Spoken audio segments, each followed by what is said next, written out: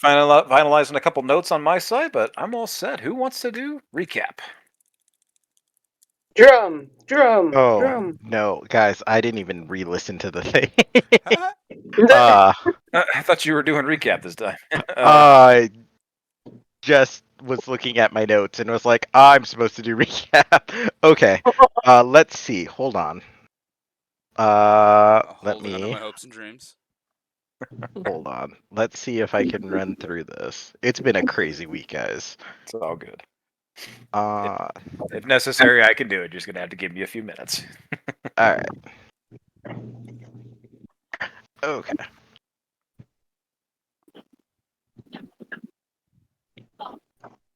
Hold on. I'm reading through real quick so I can skip all unnecessary things.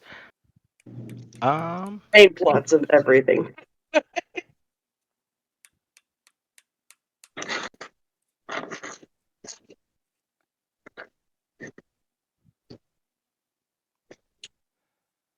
It starts off with Kyron being dead. All right, all warmed up for you. Ah, yes, the great funeral procession. Yes. He was a good horse. Was It was a good horse. Lucky seemed to get over it pretty quick. Oh, Small syndrome back with the group. Okay, yeah, I don't think I'm going to be able to do this because I don't remember any of this. Reading through the notes. All right, I will go ahead and recap. But moving forward, guys, let's go ahead and talk amongst yourselves and figure out who's going to do recap session to session. Yeah, I am sorry, I dropped the ball on that one. Okay.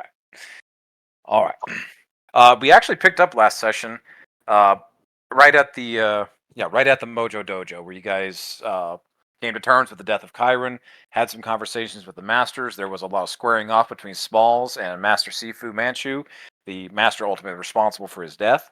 It was deemed that he was very remorseful and he did regret what happened. But accidents do happen in training. They happen all the time. They did offer the tattoos to everybody. You all did pass the test. Kyron was given a place of honor and a burial, or a cremation, a funeral pyre there on the grounds of the dojo. His magical equipment, his money, his rations, some other items were passed out amongst the group. You guys were able to take all that, but all else went with him to his journey to the other side, as is a lot of their traditions and customs, especially with the mercenary world. But some conversations were had, personal conversations between some players and some masters. Ultimately, you guys left very mournful and sorrowful, but at the same time, very fulfilled. You guys managed to pass, and a lot of things were up in the air regarding leadership questions or capability questions. It was a very fracturing time. But you all eventually, the group left the Mojo Dojo, and you guys made your way over to the Basilica, the home of where basically the home base of all mercenaries. Where you guys went through orientation. You met up with a familiar face, Letty, Letitia Quashante, I believe is her full name. She's the one of the main gals that works the front desk there. She's in charge of a lot of paperwork. You were able to reintroduce yourselves. She actually remembered your large group, and some of your guys' reputation had actually preceded you before you had made your way there. The events that took place on the river, the hag fight was reported by Errol from Errol and Flynn. You know, the fight at the den regarding the bugs. You know, your guys' reputation, far exceeded just the short time that you've been together, and it's already growing. Um, she asked if you guys wanted to take on the responsibility of notifying Kyron's next of kin, to which many of you agreed, primarily Xena, and she has Kyron's cleric symbol, and she's holding on to that, and she is taking on the vow of meeting up with his next of kin to report his death. You guys were also gifted a couple of items, a satchel and a sending stone, a satchel that allows you to pull like things out of the bag. That's like it's like a small magical portal within the bag that allows paperwork to be passed between the home bases or the home offices of the mercenary company. Um, as well as a singular sending stone that allows you to communicate with the home bases of the mercenaries, allowing you guys to get some basic information or ask about certain jobs, certain quests, anything you might take on.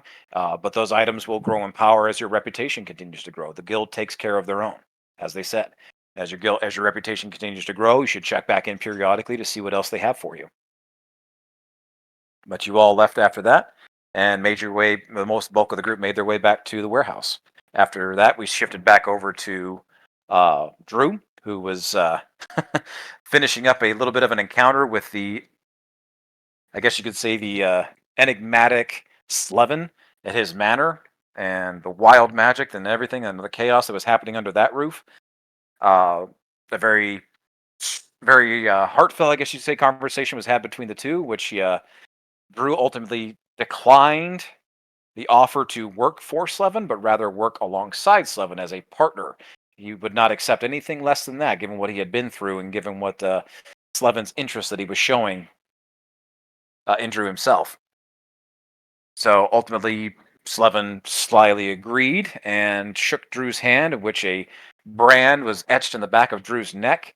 And without going into too many greater details, Drew proceeded to leave the mansion from there. On his way out, he was granted a bowl and a cloth and some water and a mirror to clean himself up.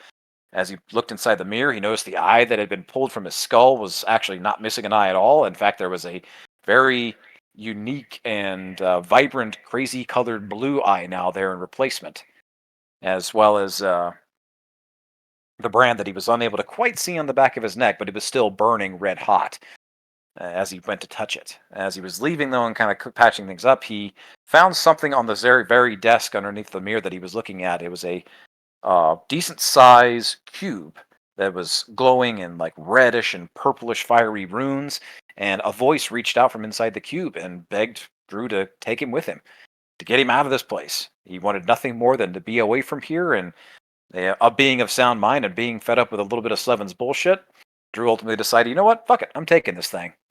A lot of the servants began to converge on Drew, but ultimately stopped, and then he was allowed to leave without incident. As he was leaving, Drew out in the streets was beckoned over by another unique-looking individual, a well-dressed, well-pressed, suited individual with vibrant, crazy blue glowing eyes. An individual that another member of your party had also previously met all the way back in session 1. Some questions were asked about what Drew was doing inside of the mansion. A couple things were exchanged between the two, mostly pleasant. Drew was given some food and some not poisoned coffee and tea, so he was able to fill his stomach a little bit from all the craziness of that morning. But as he was getting up to leave, the figure did make a motion to Drew and tell him that he did a good thing. As Drew questioned what he was, the individual's eyes settled on the pocket in which Drew had had placed the cube inside. So take that for what it is, or for whatever you may. Drew made his way back to the mansion, or made his way back to the warehouse along with everybody else. A lot of conversations ahead, a lot of heated conversations and questions between the group, a little bit of fissuring between some relationships, but a couple of conversations were held outside between Abby, Maddie, and Drum. Ultimately, it sounds like everybody opted to stay, but we'll see. Angus had a heart-to-heart with everybody there and basically come to terms with, like, yes, this is the mercenary lifestyle. People are going to die. It's not that we don't mourn our friends when they're gone, but in the end, this is a business, and this is what he's doing, is running a business. He has faith in all of you and actually has great plans for the capabilities that many of you have shown as a group, and wants to keep all of you together, and offered you another job escorting his brother, Ingus, to Selviden in the south, much in the same way you just escorted the two of them to the northwest to Opus Day. He wrote up another contract offering each of you an additional, this time 200 gold apiece, doubling your initial fee, as well as another bonus, getting his brother in the wagon and the goods there back safely. And he also promised another reward on the way back if everything, went off without a hitch. If his brother was safe, if the goods were safe, if everything is done the way that it's supposed to be done, then he had something else that would be waiting for you if you all decided to stick together and continue to work. He tacked up the contract to the wall and left it there overnight, and anybody whose name is on it will plan to leave with Ingus in the morning. And that, we had a long rest. Everybody was able to get some sleep. Nothing too crazy happened on the watches, as far as you know. And Maddie, the session ended with Maddie. It wasn't a dream. It wasn't a vision. It was just somebody poking into his head and demanding that he come home. Somehow, somebody has found him or is looking for him and is demanding that he comes home. He refused, told them to go away, leave him alone, and ultimately a threat was made that they're going to find him They're going to bring him home, and they're going to kill everyone he cares about one by one until he comes willingly.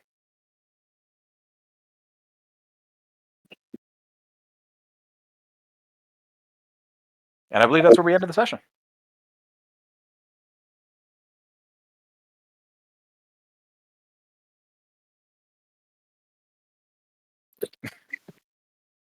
Is anything anybody else wants to add? Anything I missed?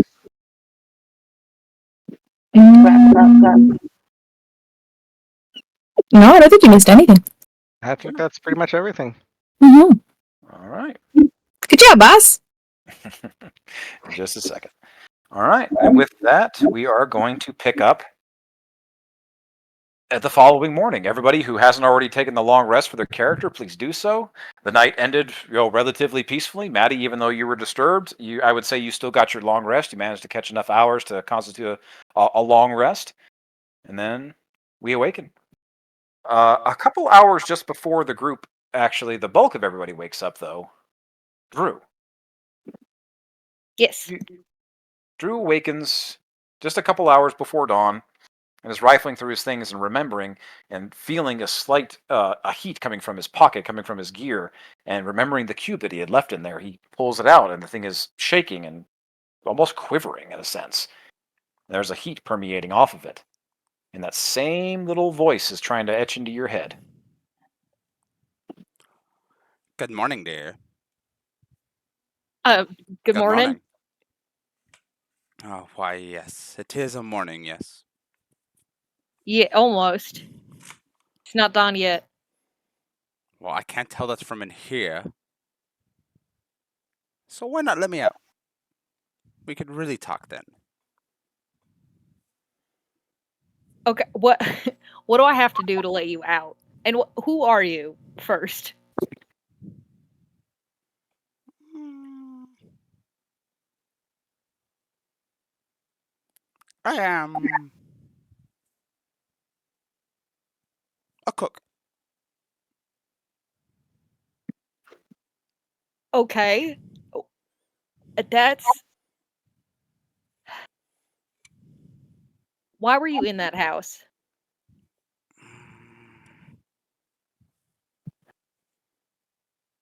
The last thing I took that had a guy in it, there was an object. He fucking took my eye and branded me. So, pardon me if I'm a little hesitant. So out of character real quick, to verify Marshall Warforged Retreat is kind of like property pretty much, right? In his time before he got put in there. Absolutely. Heard. You see, I'm just a tool. Just sitting there collecting dust. A smart tool, but a tool nonetheless. So you could say they owned me. Okay.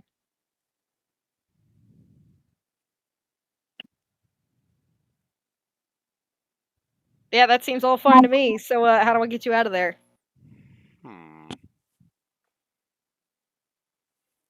That is a good question, isn't it? I feel like if I had the direct answer to that, I would have already been out of here.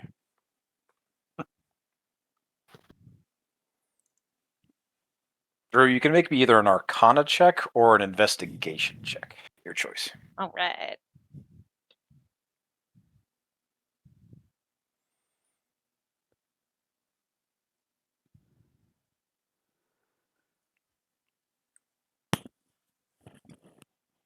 Oh, that's a 15. 15. You're examining this cube. It's not small by any means. It's about double the size of like you would see a standard Rubik's cube, but in the very same sense as a Rubik's cube, it looks almost like a puzzle box. And on a 15, you're noticing that several parts of this thing can shift around, up and down, left and right. Several mechanisms also push in, they twist. It's almost as if this thing isn't bound by the laws of like a natural puzzle box. It can shift up. It's like has this like weird Chinese finger trap type thing that it can do as it expands out. It is completely amorphous, but it is made out of some strange, very raw, blackened metal. And what languages do you speak? That is an excellent question. I really hope Common's Um, on there. Yeah, common is on there. Common, druidic, quarry, and wait, hold on. Sylvan. Yes, thank you. I couldn't and tell Sylvan. what order those letters were in. You're good. You do not recognize any of there are these strange runes and patterns that flicker with like a strange fiery light to them, and they shift around the cube as you're kind of messing with different parts, and it shifts around. It's almost like you're trying to put letters in a specific order. You do notice that on the 15. But go ahead and roll me a history to see if you can try and decipher what language this Alright. is. Yeah. Well, putting letters in order is not my strong suit. That's fine, History. dear. That's a 4. 4. It's Mhm. yeah. You have no idea. You know in the back of your head, like this isn't you're not a puzzle guy. You know this isn't exactly your forte, especially something of like this. You're better off. You know in the back of your head, you're probably better off asking your group and seeing if anybody else can give you a hand with it. Mhm. Hey, does Morb sleep? Yeah. Yeah. Yeah, is Morb asleep? Yeah. I'm gonna go wake up Morb. Okay. You creep your way over. Are you being like subtle and quiet about it, or I mean, I'm not trying to wake everybody else up. okay? Morb, roll me a perception. Yeah, just like you roll me a perception. You're asleep, but he's not exactly stealthing his way over to you. All right. Let me get to one of my burst stats. And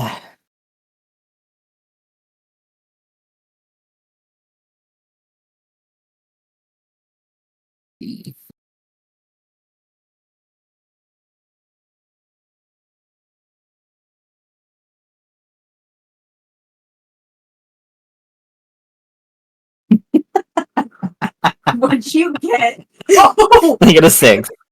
6? Oh yeah, you have no idea. You Yeah. are like, what is the equivalent of what Morb sounds like if he's snoring?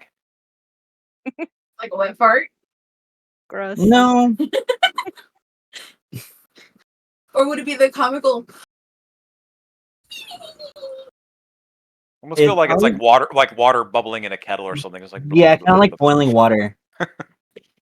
Drew, as you approach, you're stepping over a couple people. You're being delicate, but you're not being quiet about anything. A couple other people are starting to stir a little bit, but as you get close to Morb, he's out. He's out like a light, and you're as you kind of get close to him, you get this like sound that's kind of permeating from his weird shifting, I guess you could say, mouth area, and it almost sounds like bubbling water, just blub blub blub blub blub blub blub blub blub blub blub blub blub blub. Adorable. He's asleep. If you want to wake him up. Yep, Drew's gonna take in the sight of the sleeping Morb for just a second, and then he's gonna very gently try to shake him awake. And be like, hey Morb, I got a puzzle for you. What I'm happened? sorry to wake you up, but I found this box and it's talking, but I don't know how to do the puzzle. Okay. Let me Could see. you look at it? I'm gonna hand it to him. Morb, as you take the cube. Yeah, I take the cube. Okay, same deal. It's warm to the touch, but not hot, despite the shifting of these like kind of like burning runes and etchings to it. And and then there's also a tingle in the back of your head, as if something is like poking you at the back of your head. Ah, yes, another one. Could you seem to figure out how to open this box, please? It's been boring Okay. in here. What would I roll, Marshall? What languages do you speak? Speak. You're gonna want to mouse. I speak Common, Draconic, Dwarvish, Elvish, Gnomish, and Undercommon. Undercommon. You don't recognize any of the languages. You can either roll me You can either roll me a history check to try to determine what language this is, even though you won't be able to read it, or you can roll me a straight intelligence check to try to just work your way through the puzzle. I will tell you right now, the history check is a lot easier than it would be trying to intelligence this thing. Okay. But it's up to you. Could I talk you into doing investigation instead of just straight intelligence? If you roll me an investigation on a 15 or higher investigation, I will lower the DC of the intelligence to try and decipher this thing, but it will not give you like access. Okay, I'll do that. I'll try to lower it. Let's see. Bro, that's 2 3s in a row on the app. That's a 7 on the 7. investigation. I'll try a straight intelligence roll. Okay. I mean, it's the same anyway, so history is intelligence, so. You can roll me a different one. Yeah, I know. It's a straight intelligence, so. Cool, 17. 17. You're able to kind of like shift a few things in place. It almost looks like a few letters and stuff, like what could be deciphered as letters, I guess you could say, line up, and they kind of click back into place, and it is back into its cubic form, but it doesn't really seem like it's where it exactly needs to be. You feel like you're on the right track, but not quite there yet. Okay. On a 17, though, you do notice that several of the corners, as you kind of can pull them out, like literally like angular out and like twist them around, you do get the sense that this thing does have a certain kind of fail safe to it, that if you fuck up bad enough, it's going to hurt. Gotcha.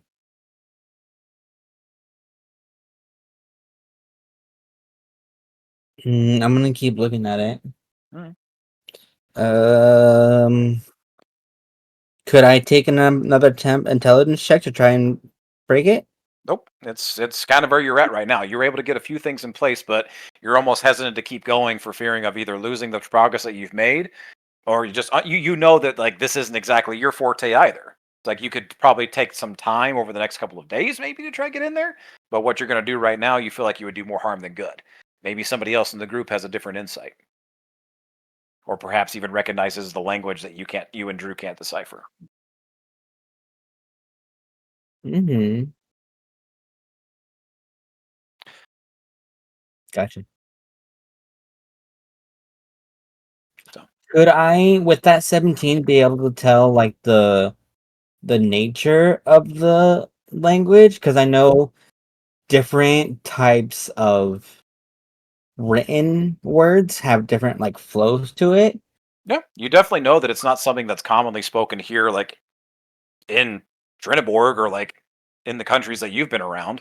You've definitely never seen like street signs or like businesses or anything written in this kind of language. Okay. With my pirate background, could I tell if it's any of the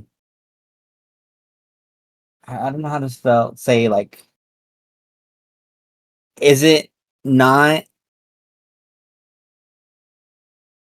is it one of the bougie languages basically? It's not a language that you're commonly associated with. It's not something that you see common. It's not something that you're just going to see out in the open. You know that much. Okay. Like it's not exactly your forte. You just accept that this is not exactly something that you're going to be able to crack. It bothers you because you don't like to lose. Like, Morb does not like to find a puzzle that he cannot crack. It's kind of his that is definitely something of his thing. But no, this one's definitely not in his wheelhouse. Okay. All right. Like even in the back of your mind, it's like we should probably ask the rest of the group to see who else has. I should trust my teammates to see what else we can do with this. Mhm.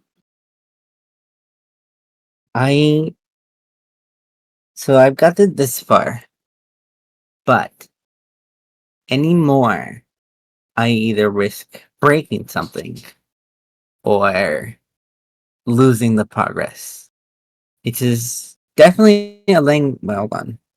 It is definitely a language, but not the language I understand. All right. Well, thank you for looking at it. I'm sorry for waking you.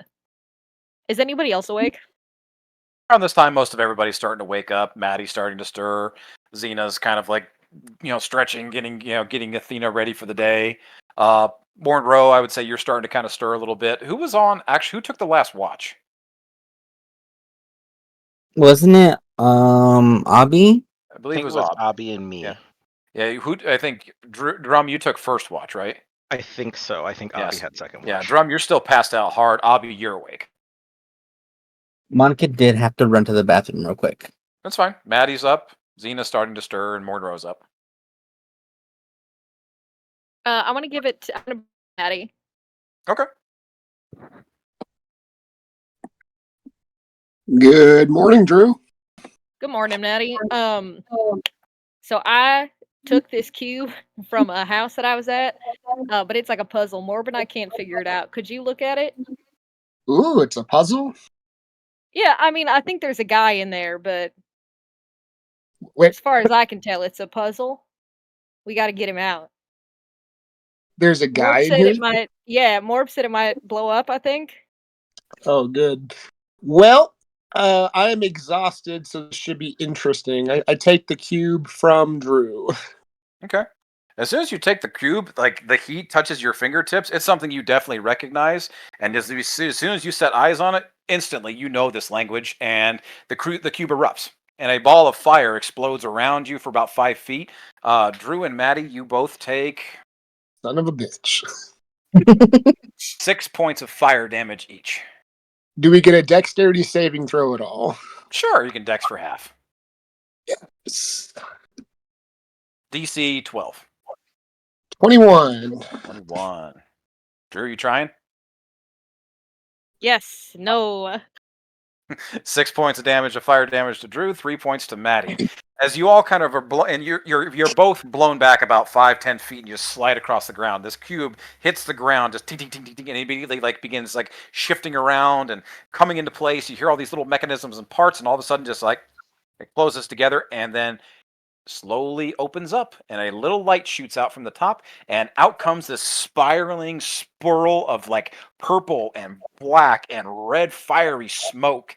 And over a few seconds, it starts to engulf the entire area around everybody, and they're obscured. Everybody's blinded, can't see around it. And a few seconds begin to dissipate, and as the cloud begins to clear, everybody is awake at this point after this explosion goes off. Everybody's getting up, grabbing weapons. You can hear Angus running around up top. Ingus is over, putting the beetles away. He immediately grabs his boomstick and is barreling down on everybody. And as this cloud of smoke, literally this acrid, gagging smoke begins to clear away, Argus, why don't you go ahead and describe yourself to the group? Standing there before everybody. Ah, yes, Argus. So I assume you all remember the Iron Giant. Yes. Yes. Yeah. So do you remember all the empty lanky bot spots?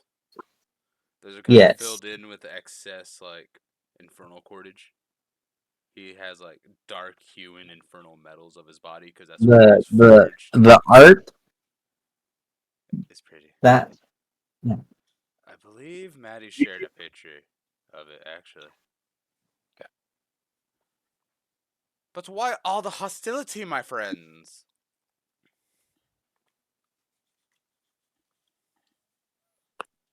What the hell? Dude, he just exploded. But now, why such violence? Can't we all just say hello or who are you before we start pointing things and accusing? No, Xena just you growls. exploded. Fair. I was the last one on watch, right? Hmm. Oh, yeah. Okay, I'm going up to Drew and smacking him upside the head. Okay. Yeah, I'll take that one. What? What do you mean, what? You brought an unknown thing into the group and then let it blow up in the middle of all of them sleeping. He asked me to take him, and I didn't know he'd blow up. For the last time, Drew, I don't know how many times I have to tell you, you should not listen to the things that speak in your mind. Does that include you? Oh, you're insufferable. He seemed nice. Did someone start a fire or what? What in the world? He said he was a cook. I'm sure that ring also seemed nice when you first picked it up. No, he fucking did not. And yet you still picked it up. You know what? Well- We're not going to talk about this right now because then I'm just going to get upset again. I get I'm ready gonna- for combat because I'm not sure who this gonna guy turn is, to and the I don't know if robot he's gonna guy. hurt us. Argus, you've got a whole group of like a couple of confused people, a couple of very angry people, definitely looking your way. There's weapons drawn. There's a lot of hostility in this group right now. Yes. I'm going to take like a very deep breath and then just stick my hand out to him and be like, "Hello. I really hope you're not here to kill us." I have no intention of hurting you guys. Marshall, could I have possibly prepared the special foods while sitting in the cube? Yeah. Hell yeah. I'm gonna pull out a couple of the special food treats. They're gonna just look like cute little like cakes. Can I roll an insight to see if he's being Right. genuine or lying? Absolutely. Roll insight. Argus, you're deciding whether or not this is persuasion or deception. You don't have to say which one it is, but just let Maddie know if he beats it or not. You're all immediately overwhelmed by this sweet, sugary smell. It is like walking into the world's greatest bakery at the dawning of the day. Like all the stuff's beginning to bake, and it's like all the fresh stuff is like getting put out in the windows. It brings back a lot of memories, like that whole like mom's apple pie type thing to a few of you. I rolled an 11 Yeah, for insight. I rolled a 3, a 5. I rolled a 5 total. You win. They're literally just like peace offering cakes. They're as a tool. It's just more of his This is my skill. I am useful. All right. If I get that, I do have a gun pointed at me. Many. Can I roll a history check against the cakes just to see if I know where they came from? Like what region? Or are they just standard cakes? Sure. I mean, it's Argus. Are these kind of like just cupcakes or what? Yeah, it would just be like a local cuisine probably that's just quick and easy to whip up with ingredients currently available in the town. Yeah, I wouldn't Okay, say that cool. I wouldn't say this is anything like you've recognized from like any particular region. It's just a pretty standard cupcake. You know, it's just like you would find anywhere else. But they smell amazing. You know, it's like that perfect balance. Like anybody can make a damn cupcake, but only a true like master of their craft can make a cupcake that smells this damn good. So All right. how were you able to make those? I mean, you just came out of nowhere and now you have cakes?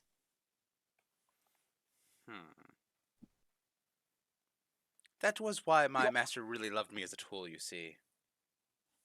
Making food was something that he fancied. He really loved it.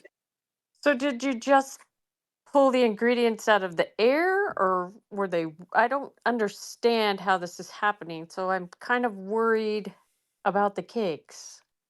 They smell good. Oh man, they smell so good. But where did you get the ingredients?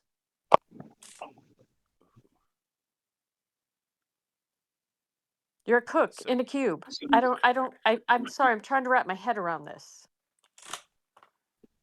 No, that's 100% fair. You see, there are many things of the arcanic ability that aren't normal. Hmm. For example, my pouch here gives me spices. I'd been cooking for the master so long I never really guessed where the food came from for me to prepare it. I thought I needed it and it was there. I am as confused as you are. Well, Xena I'm sorry, and what is your name? Athena. My name, dear, is Argus. But you don't seem to be one to talk. You seem to be in my head. I don't have vocal cords. Ah, what a shame, my dear. I bet you would have an amazing voice for the public to hear. Thank you. Ingus walks up and kind of like push a couple of you out of the way, and he puts the barrel of his boomstick up underneath your chin. Like it would, like if he pulled the trigger, it would probably take your head off, type thing, Argus. And with his free hand, he's got one hand on the trigger, holding the barrel up underneath your head, and he takes another one. He picks up a cupcake off the tray that you have, or off the whatever you're offering it, and he immediately just engulfs one, downs it in one bite. I hope it's to your liking, sir. just have a huge grin on his face. He has like a bunch of like frosting around his like matted beard, and just like kind of like dribbling down to the ground. He immediately takes the barrel out from underneath your chin, uncocks the rifle, and then goes back. Ah, yes. Even food can tame the savage, angry one. So Xena and with Athena walk over and pick up a little cupcake.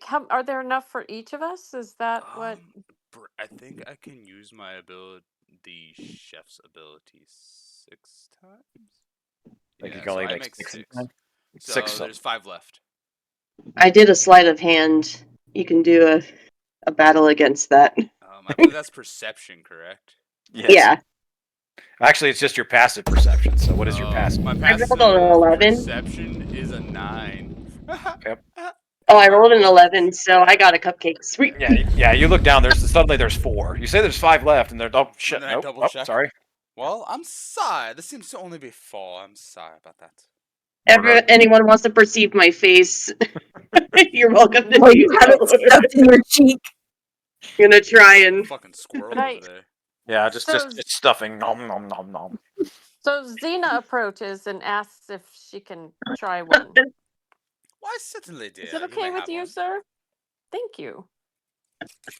So I And a nat smell 20 it. this- So Xena takes a whiff, and it takes her mind back to a place she can't quite say or she can't remember, but it smells so good and makes her feel really happy. So she licks the frosting off the top and just grins. Her smile is like from ear to ear. And then she gives a little piece to Athena, who just grabs it and starts purring. There's 3 left. Who else wants one? Don't act so shyly, dears. They seem to be going quickly. You guys seem to love them. Hmm. Smalls comes over and just like, actually, he takes 2 of them and just like downs them. Ah, yes. There's 1 left. I'm gonna decline it. Wait, thank you, but I'm okay. Grum's just gonna shake his head. He's gonna pass on this one. Now he's gonna spit out the blood that came from that fireball and then just walk away. Yeah. Seems so down. He's such a drag. Angus I'll comes. take. Oh, Oh, Drew, I go want ahead. to take. I'll take the last one, but I'm not going to eat it right away. Okay. You take it and just kind of hold on to it. It's around this time you all notice that Angus is like standing up at the top. Like he starts like putting away his gear. Like he was like holding something in his hand. Almost looks like he was ready to throw it down straight at Argus, like regardless of who was like standing around him. But he kind of like pockets it away. I can't. Every fucking time I bring you all into my home, some fucking wacky shit happens. Hey, you, Robot. The fuck is your name? Ah, you see, sir. My name is Argus. I cut out all the bullshit. Just tell me your fucking name. My name is Argus, sir. Okay. Super. Great. So you cook. Why, yes, sir. Good. You're hired. Put your name on the fucking slip. You got a job. Right away, sir. Since all of you are fucking useless when it comes to the culinary arts, you managed to bring something useful back. I don't give a shit. If he fucks up later, fucking kill him. We got places to be. Chop, chop. Start gathering your shit. And he starts like yelling at all of you to start packing up your stuff. Like he is not a morning person in the slightest. He kind of starts coming down the stairs. He's making his way over towards the sign up the sign up for the contract. Is there anybody's name on that contract he does not see? Okay. He just tears the paper down, nail and all, doesn't matter. Tears a little bit up at the top. He takes a look over. All right, so all of you aren't as dumb as I fucking thought. Super, great, grand. He fucking stamps it.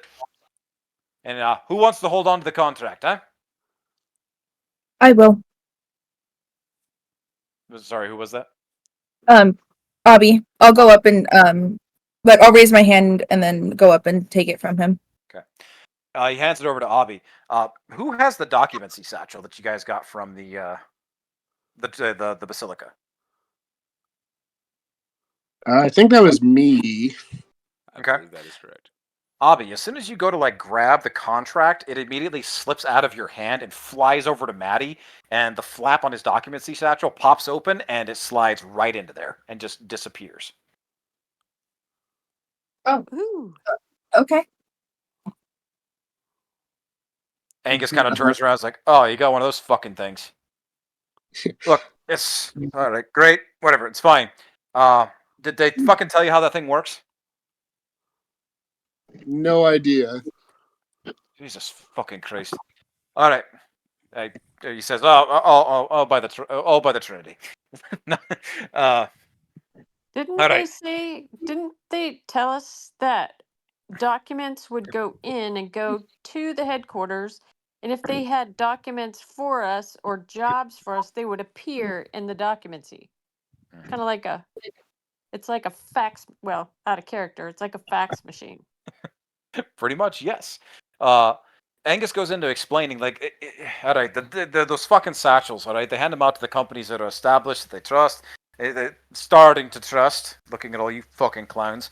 But anyways, yeah, so if you signed a contract, you've all put your names to it, it is a physical agreement, you put it, it puts it to the documentsy satchel, it's filed at the Basilica, meaning you are all owed to that fucking job. Meaning if you don't do it, or if you fucking fail it, or if you cheat the owner, or if you fucking back out in any way, the home office is gonna know.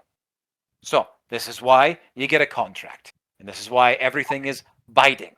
Okay? You put your name to something, you put your fucking word to it, you put your fucking reputation to it. So if you all decide to take my brother out on the fucking road, kill him, and steal all of our shit, well, guess what? Your bosses are gonna know. That's how it fucking works. Alright? That, on the other side, if you all do the job right, you come back here, I decide to say, fuck all of you and not pay you, the Basilica's gonna know. And I'll be the one to fucking pay. Savvy? Got it. Mm-hmm. Savvy. It's basically like ensuring that all parties invested own up to their part of the agreement. Aye? Yes. Great. Grand. Super. Moving the fuck on. And he kind of goes back upstairs for a minute and starts gathering a few things. But the floor is your guys' for a few minutes. You can see that Angus is actually going over and he's starting to load up one of the wagons. As you had mentioned, or as Angus had mentioned earlier, Angus will not be joining you on this trip. It is just Angus and one wagon. So he begins patching up one of his personal wagon, hitching up one of the beetles, and getting ready to head out. He's loading up a lot of things. But the floor is yours. Is anything, any conversations anybody wants to have, anything that needs to go on? So, are we gonna figure out who's gonna do what during this? I mean, have we figured out who's gonna be where and whose position? Yeah, I think we have most of that figured out. I Mhm. feel like Yeah. Cube was a stove, so there would be a cook. Right. So we all know where we're going. So when we start off, we know our positions, right? More or less, yes. Okay. I have to keep the Um, fleshies well fed.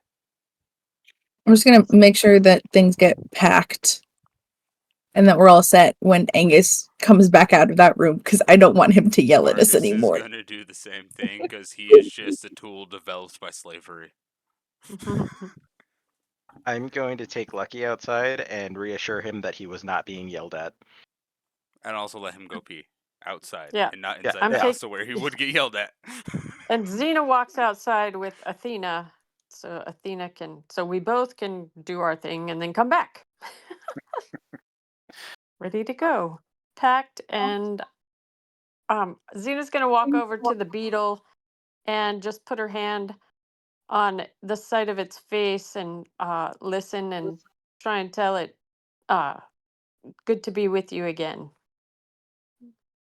Who's like it does that weird. You don't have speak with animals on right now, so it just kind of does its. You've spent enough time with this creature that it kind of knows you and trusts you a little bit. It kind of does its weird like beetle chittering and cooing thing, and kind of nuzzles its armored head up against you a little bit. Hmm. All right. Is there anything or anybody else? Yeah, I wanted to talk to Argus real quick. Sure, go for it. Hey, don't make me regret bringing you here with everybody, but good first impression. Do you remember your master's name?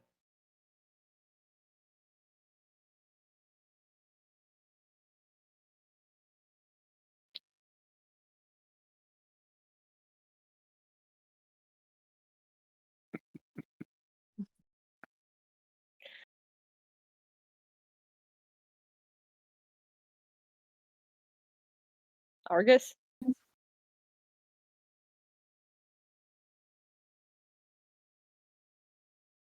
Wales, are you good? Argus was muted because I was coughing. Oh, So Valid. I'm very Argus was standing there sad. like a giant. Yes. Yes, like the giant in Sentinel mode. Now you see, my dear, I will not make you regret your decision. I am just simply a tool that will be used. But as for the name of my master, as of the moment I do not remember. Okay. Maybe in due time, not being stuffed in my little cage, I will eventually remember, but for now, it is a bit of a blurry detail. I understand that feeling. Well, so far, you're a lot nicer than the last bastard I took out of an inanimate object. Ah, yes. I'm gonna side eye from where I'm at. The 120-meter gaze just across the entire. Remember, And Xena's Actually, gonna every walk over and pet Lucky and say, "Hey, little fella, how are ya? Is there Ready anything for else? a journey?" Anything else between Drew and Argus? just everybody's relatively chill, but you can come to me if you have any questions. ah, yes, I will do. And thank you again for removing me from that inhospitable hospitality place. Always willing to steal a friend. Sounds fun. Anybody else? Okay. You all begin gathering your belongings, gathering your things. Smalls takes his position. He's actually kind of getting. He's just kind of hanging out by the wagon. He's kind of playing around with a few things in his inventory, but yeah, he's cleaning his teeth, picking bits of cupcake out of his teeth, doing his own thing. Angus is kind of pretty much loaded up and ready to go. He's checking a few hitches and harnesses, making sure everything's tight and ready. Then Angus comes downstairs again. Takes a look at all of you. All right, fucking gather up. I got a few things to fucking say. And you all kind of gather around. Hey, look, I meant what I said. All right, I got high hopes for this group. I think we can do a lot of good business together, and I think you all have what it takes to go a long way. Just when you're out there, just don't let anything happen to my brother, and keep yourselves fucking safe. All right. You've done a lot of good deeds, quote unquote, here the last few days we were together, and you did them for the right reasons. I don't fault you that, but also remember we're running a fucking business here, and if you got to be partners with me, well, that means that we're in for the fucking business, and we're not in it to be heroes. All right, we're running a fucking business. Now, just anyways, there's a few things that I need to talk about on the road. All right, y'all have been a pretty fucking cattywampus in terms of who's doing what at night and who's doing what on the road. My brother here, I'm going to teach you all a bit about wagoneering, okay? To make yourselves a bit more efficient out there on the road. The person who's actually running the wagon, that's a wagoneer. My brother's going to take that job. Now, in the future, it might be one of y'all, but make sure that one of you knows how to work a fucking wagon. If you don't even fucking bother, all right? And he starts going into like discussion about like handlers working working the animals, lead scouts, hunter gatherers, things like that. But it's the stuff that I've already put forward to you guys, and you guys have already had that discussion amongst yourselves as a group. Does anybody want to let him just continue with the spiel, or does anybody want to interrupt him and talk him through what you guys have already done? I'm gonna let him talk because I don't want to get yelled at for interrupting. Okay. Is anybody else willing to interrupt? Nobody? Yeah, Maddie will interrupt. Let me just Okay. see the notes of what we decided real quick. All right.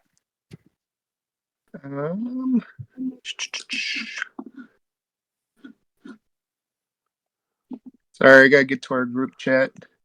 All good. Smalls actually does know how to drive a wagon, even though we don't have a wagon right now. Drum is gonna be the handler with our animals.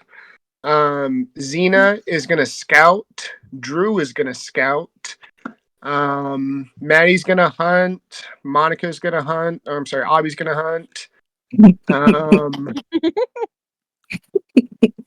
Morb is really smart, but not good at wisdom, so he's going to be hanging out for a while, I think.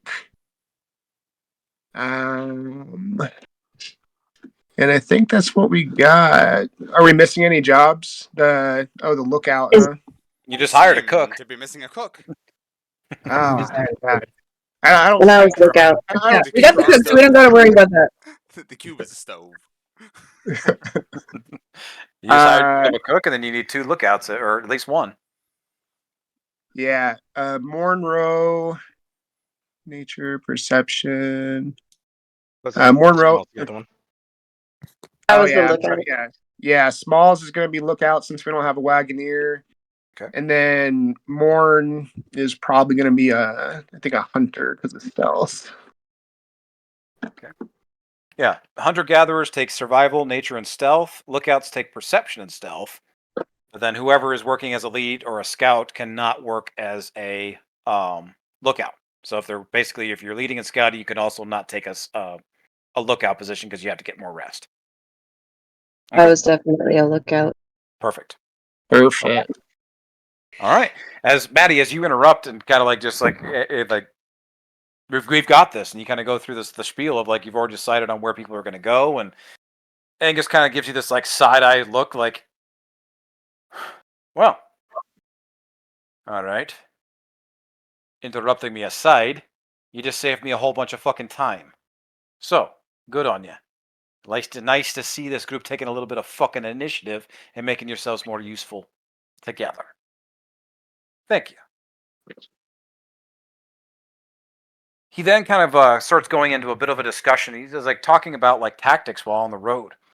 As he begins talking through of this, a lot of what he's discussing, and then all of a sudden Smalls kind of takes a keen interest, and he walks over and actually begins to assist Angus with the descriptions and things like that. He begins walking several of you through like different tactics and positioning while in battle. If during certain events, like on an ambush, like where certain people should go, like anybody that has any healing capabilities, you should prioritize keeping them safe and off of the front lines. Or fighters and tanks, people that can take and dish out a whole bunch of damage, keeping them out in front, having them focus on the most dangerous foes. And then he goes into like anything that can attack from a distance, or especially anything that can use magic. You should prioritize them, especially with anybody that can also attack from a range, to take them out first. Because the longer something, especially something that has magic, stays in the fight, the more damage it's going to do to y'all. So with that, you all kind of have a little bit of like a little bit of a schooling time. You take that hour or so walking through some drills, and everybody begins to feel a little bit inspired, feeling a little bit better. You all know your place, where you should be, your strengths, your weaknesses, who should be looking out for what. It just knowing how to better position yourselves and to work as a team, as a unit. And you're feeling better about that. And all of you feel a little bit inspired, and all of you can have 5 temporary hit points. Oh, sick. Ooh, so No, those who ate the cupcake get 2, so that means we get no, they 7. do not stack. They negate. They don't stack, yeah. So So you would get the everybody +5. everybody gets +5 temporary hit points. Can I God. skip the temporary hit points and get back exhaustion? No. Dang it. Nice try, Nice though. try. High five. Exhaustion's dangerous, y'all. That's why I say it's like when you're knocked down constantly in battle multiple times, time and over again, it's not a position you want to be in. So remember, it's like that's also something that they talk about in tactics. When one person has gone down and they get popped back up with either magic or some kind of healing, it's best to kind of push them back, unless you're in like if you're in a desperate situation where you've got to keep pushing the fight, then by all means do whatever it takes to stay alive and keep your team alive. But if you're in a position to pull yourself back and get yourself to a safer position, you should do that.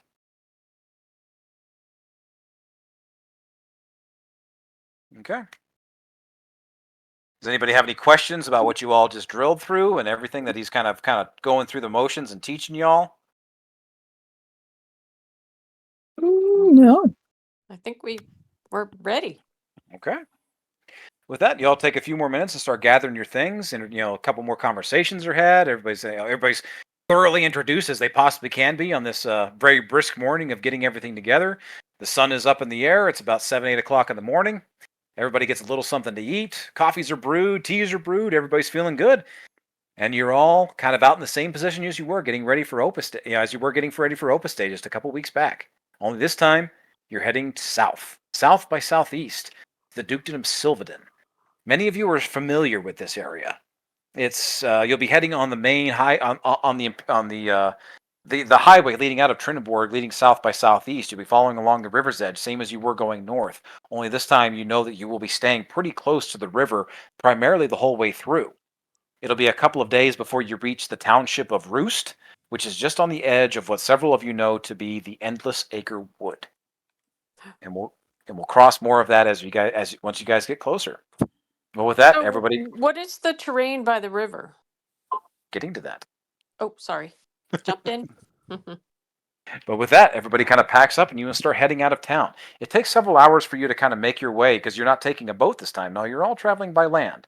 You all start making your way out of Trinidad, heading through the Imperial Highway headed south. With that, just a second.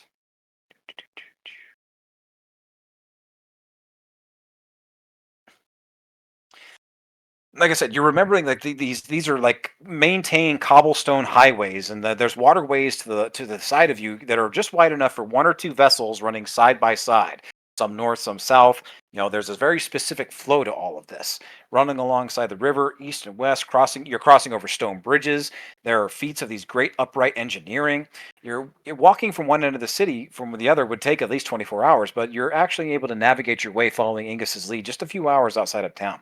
You pass through the bulwark, the mighty and tall ring of this metropolis filled with towers and parapets of stone and forged iron. You're passing all these armored men and women decorated in the wolf and the bear and the eagle motif, all of these shared military forces that are from all of the dukedoms. Then you fly over the Triscore as you're passing through the Triscore, which is a hodgepodge of all these different homes, of all these different cultures, of all the different dukedoms come together, all living here in Triniborg. After the hours, you pass through and you're in the outskirts and you're following the cobblestone highway south. And you're following, and there's no trees or anything like that. Everything around the actual main city of Triniborg, the capital of Triniborg, has been widely cleared away. You could tell that if you were standing on top of one of the military parapets, you could probably see for 100 miles in every direction and see absolutely nothing but flat earth. All of the hills have been flattened. All of the trees have been pulled away. It's just waterways and small villages on the outskirts. It's clear. So anything and everything that was going to be able to ever attack the city, you would see it coming for miles upon miles away. They would know well ahead of time before anything was even remotely close to these walls. With that, you all start heading south. And with that, we're going to go ahead and do our first travel checks. It'll be 3 days before you can reach the township of the Roost. But instead of doing a single travel check per day, we're going to do a travel check per day of travel. Now you're just going to do a travel check per 3 days. So everybody needs to roll for their jobs and let me know what you're rolling. It's just a flat D20, or it's either you're either using the skill associated with it, or if you don't have the skill and you're filling in for somebody, it's a flat D20. But with that, we're going to go ahead and try this for the first time. But everybody go ahead and roll for your jobs. I will roll for the Wagoneer. Everybody else, roll for whatever you need.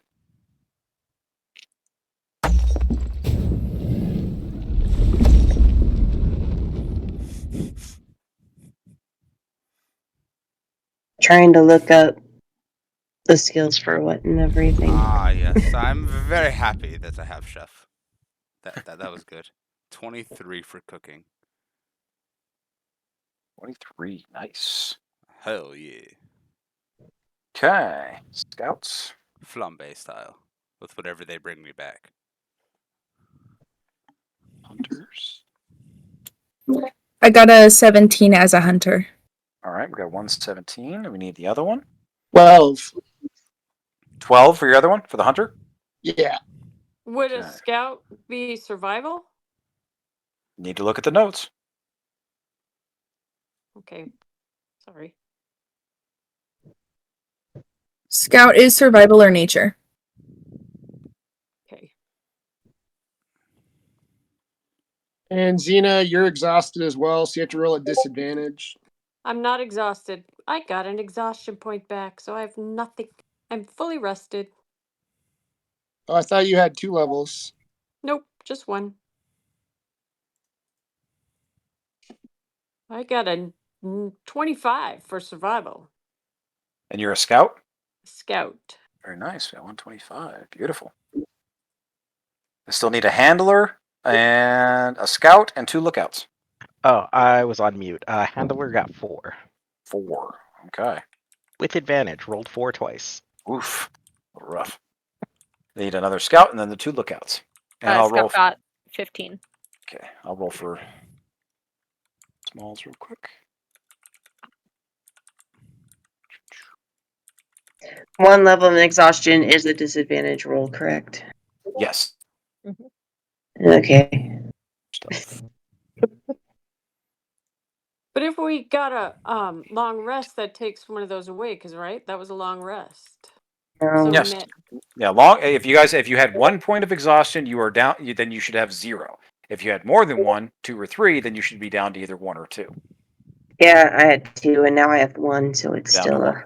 Okay. still a thing. Sorry. What did the That's- other? What was Drew? What did you get for your lookout?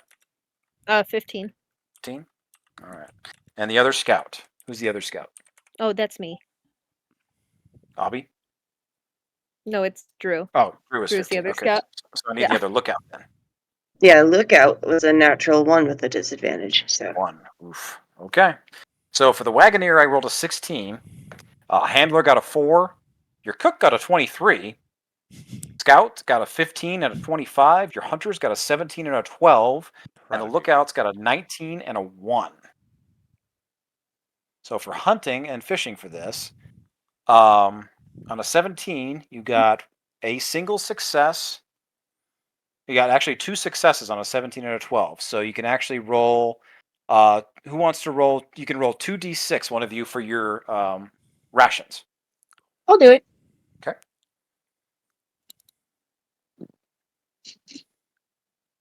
Eight. 8 rations. All right. With that, it's so everybody you have 3 days worth of travel. So between the hunting and everything, you got 8 rations. I'll multiply that to 24.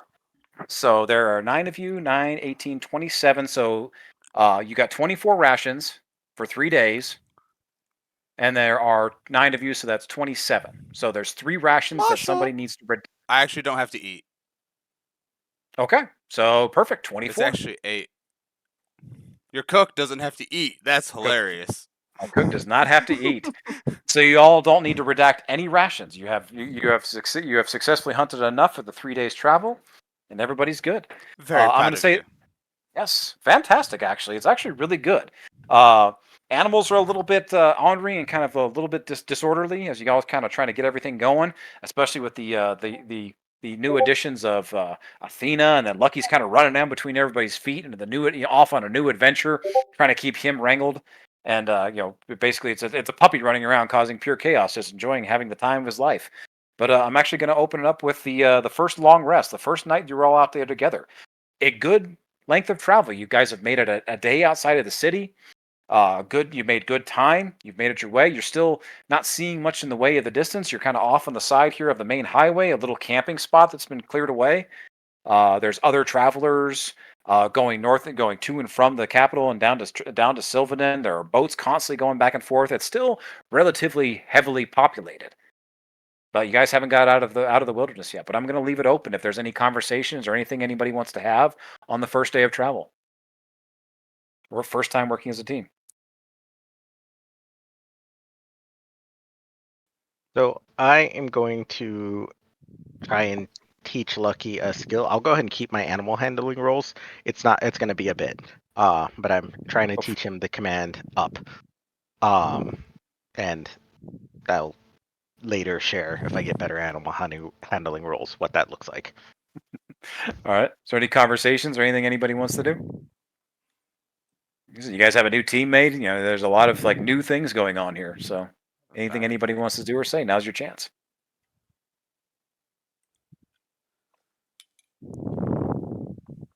Okay. With that, you guys continue down you guys wake in the next day, kind of clear everything up, and you're continuing down the highway. You're now 2 I days have a in. question. So if we took a long rest, does that take away exhaustion? Yes, it does. So Maddie Everybody's takes away his, everyone should be at full, right? Yep, everybody's good now. Next question. Do we lose our temporary hit points as of the normal long Yeah. rules? Nope, you keep your temporary hit Okay. points per travel check. Awesome. So after the 3 days, that will dissipate. You'll have to, and if you have anything new after that, you can use it. Heard. But the So dissipate this, after 3 days. Heard. Okay. yes, Which it's a means I can travel make check. enough chef's snacks in between checks, Yes. theoretically, to feed everyone else. Mm-hmm. I can't consume them, so I can't acquire their benefit, correct? No, you have to consume them to get their benefit. Correct. So I cannot. I was just verifying Is it that from my you own psychology. can't eat or that you don't need to eat? So I don't need to eat, but I also don't have digestive organs that would consume the object. So Exactly. Mm, it wouldn't break okay. down, thus I wouldn't technically be consuming the item. I would be storing it at best. So Okay. Iron Giant. Hmm. Does not need to eat.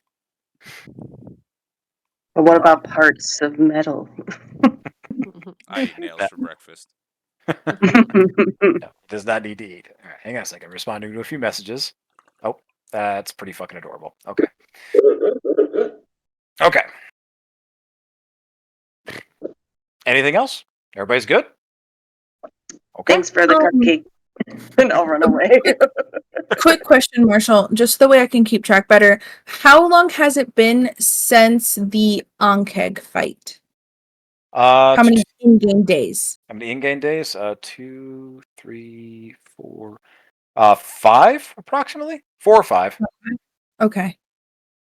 You Okay, waiting cool. and Thank you. keeping track until you can use your thing again. Yeah. Okay. Yep. All right. With that, you're up and at 'em and everything's ready to go. Now, keep in mind, it's like Angus isn't here with you guys. It's just Angus. Angus is, kind of, he obviously doesn't talk. Nobody's really had any kind of like deep conversations with him except for maybe Obby. And the only person that has heard anything resembling a voice coming out of him has been Obby by speaking into his head. But nobody's really spent any time with him other than maybe Morb, witnessing him clean the boomstick and kind of going through there and taking notes. But nobody's really spent a whole lot of time with that. So I you're not sure if believe his. Xena tried actually with the Beatles when they got hurt. Yeah, and he's Yeah. actually she's bonded a little bit with him, just in terms like unspokenly, just in that they both love animals and they're able to kind of communicate with their mutual love of animals. But nothing's really been talking. You haven't really spent a lot of time with him, so you don't know of his capabilities or his abilities beyond the fact that he shoots things. So just keep that in mind. I'd Okay. probably just kind of hang out with him. Like, not necessarily like talking to him, but just hanging out with him. Okay. Through the nights. Through the nights. All right. First night, nothing really. I mean, he's kind of going through the motions. He packs a pipe, he eats his food, sits back and relaxes, cleans the boomstick, checks all of his gear. You do notice that he's very diligent about taking care of animals first. Like you do notice that on the night you do spend with him, the animals are always fed first. Before he ever eats anything, drinks anything, the animals are bedded down, they're fed, they're watered, they're taken care of. Then he tends to himself. You do take note of that. Okay. But do you say anything or do anything, or just kind of watching and hanging out with him? I'm gonna wave at him and then just be like, so when you're cleaning those weapons, what do you usually use? Like, do you have like some sort of cleaning thing? Or is it just a clean cloth? Kind of gives you this like sideways look and like you can tell that he is. Go ahead, actually roll me an insight check. Oh god, I'm not good at insight, but okay. It's a 5. You can tell that he's very. You can tell on a 5 alone that he is reluctant to speak to you. You do on a 5. You still get the impression that he does not like the way that you speak, like communicate through his head. Mm. And all he does is respond like, "I use tools," but he doesn't speak it. He just says it back in your mind. Mm-hmm.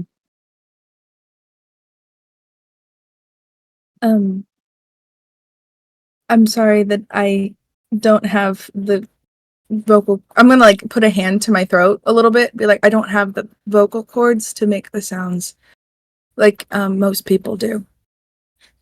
I know me being in your head is often very off-putting for many people. He makes this sound like this big sigh. You're skilled with perception, aren't you?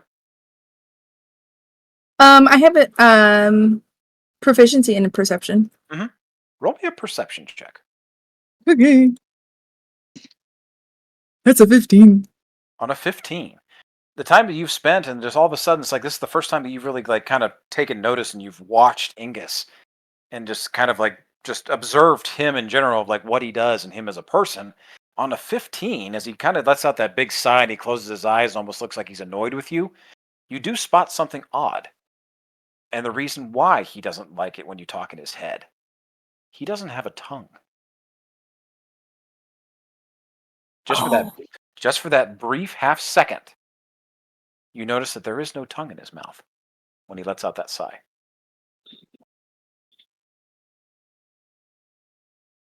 He just kind of gives you a shrug, like he's looking at you like, "What do you want me to say?"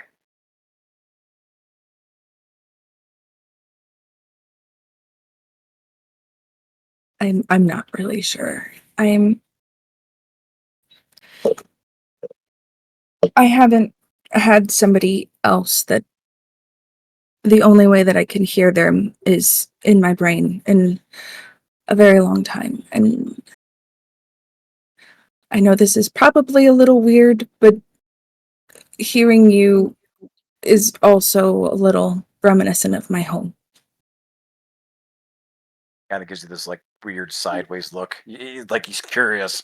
He's fighting the urge, but go ahead and roll me a persuasion check.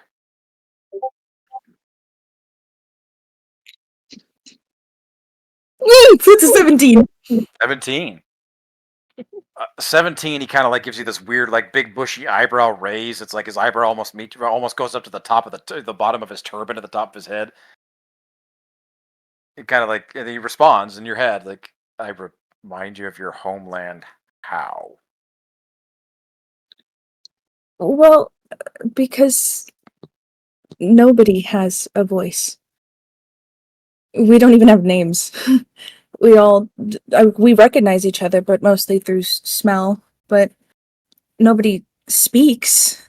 The most you hear is a buzz. That sounds fucking terrible. Well, it's a lot like when you're used to hearing somebody speak all the time. If it's not in the same way, it's weird. Like me speaking in your head. No. I'm not talking about that. I'm talking about you don't have names. You don't have like any sense of identity. You just you're all just what, fucking drones. Well, no, we're not all drones. You don't have names. No. What's the point of a name if we can't speak it? What's the point of a name if you can't speak it? We still recognize each other through smell. Like, I don't know how much you know about bees just in general, but we have pheromones, and we can identify each other through the smell. That's our identifiers.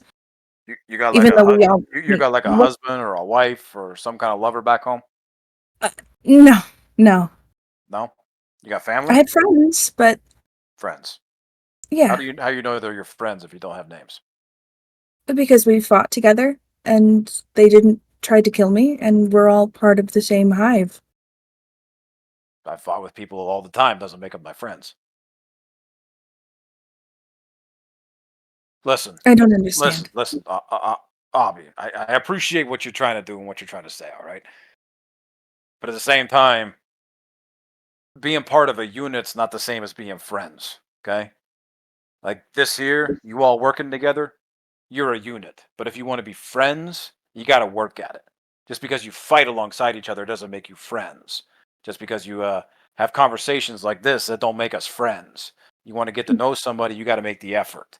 And you got to take them for what they're worth, the good and the bad. And I see you going around, telling people how to do and how to act. But at the same time, I also see you not having a whole lot of individuality yourself. This name, Abby, instead of yourself, it's not your name. It's just some kind of thing that people call you. I'm Yeah. just saying, maybe take a little inward look, a little inward focus before you start telling other people how they should live their lives, huh?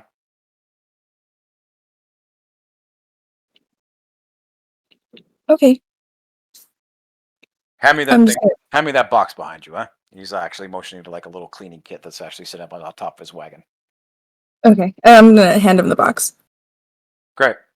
Do me a favor and take that feed over there to the beetle. I didn't give him a second feeding. Okay. And then I'll go take it. Great. If you want to talk with me, please ask permission, all right? Don't just come up to me and get in my head. Yes, sir.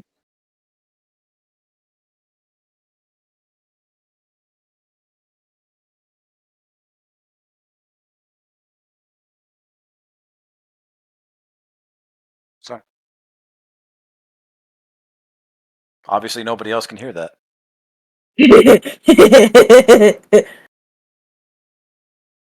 Anything else going on? Any other conversations? So we're getting ready for our long rest, or we're getting up? You can take another long rest. It's one more.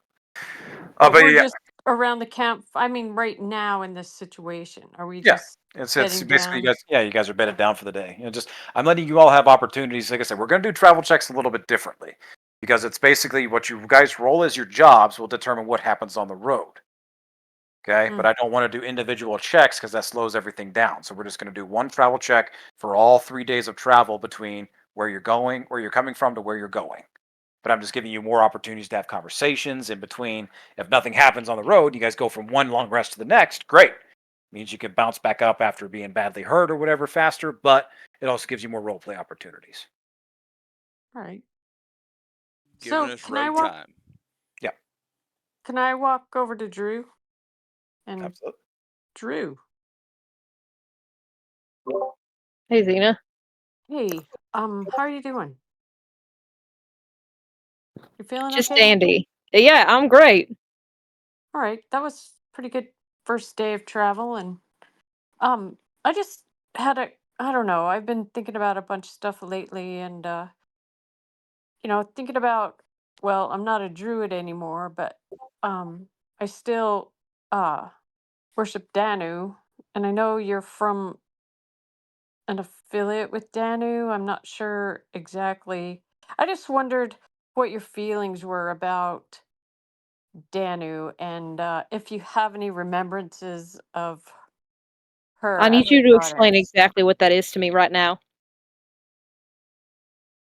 Explain who Danu is? Yes. She's our goddess. She's our goddess. She's the one that we worship. Well, as a druid, we worship Danu. As a fairy, I still worship Danu.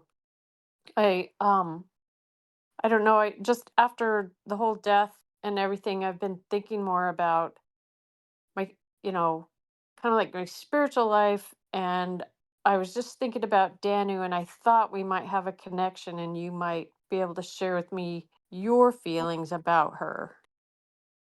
If you have any. If not, I mean, I was just thinking, I was just in my head, and you popped in my head like, hey, I think that Drew, as a druid, might have some thoughts about her. I mean, I was just curious. I mean, I'm not trying to pry. I just was trying to start a conversation. I want to say Drew is like looking at you with like crazy, desperate eyes, and his hands are clenched so tight his knuckles are white. Xena. Wow. Oh, Did I did did I offend you? Are you? I'm sorry. I didn't mean to bring up something that was hurtful. I don't know how much I told you about my memory, but I don't know who I was. I don't know any.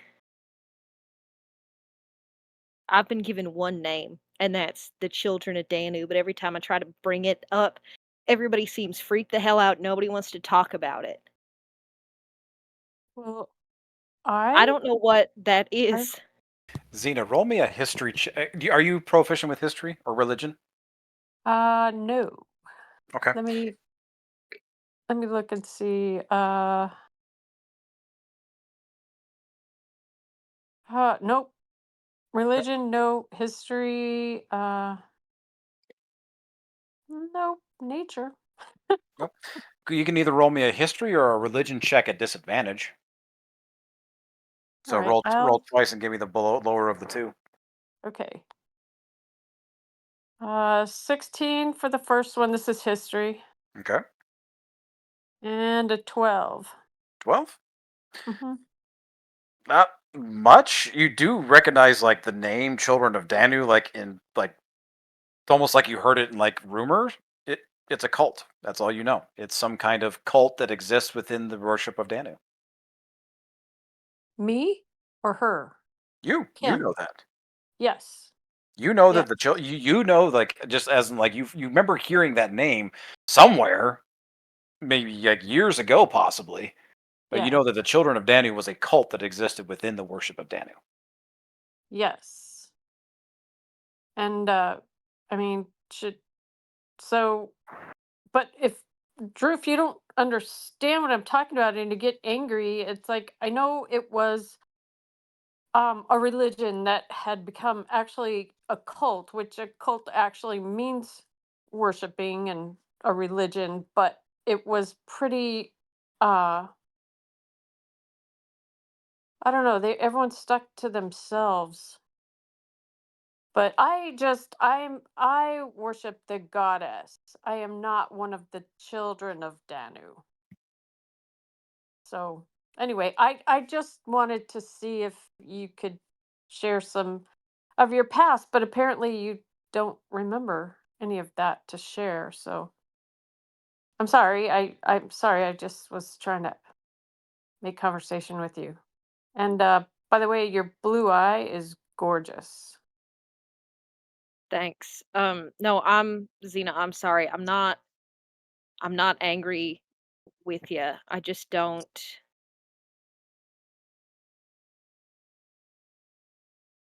I feel like you understand what it's like to know that you have to do something, but you don't know what it is.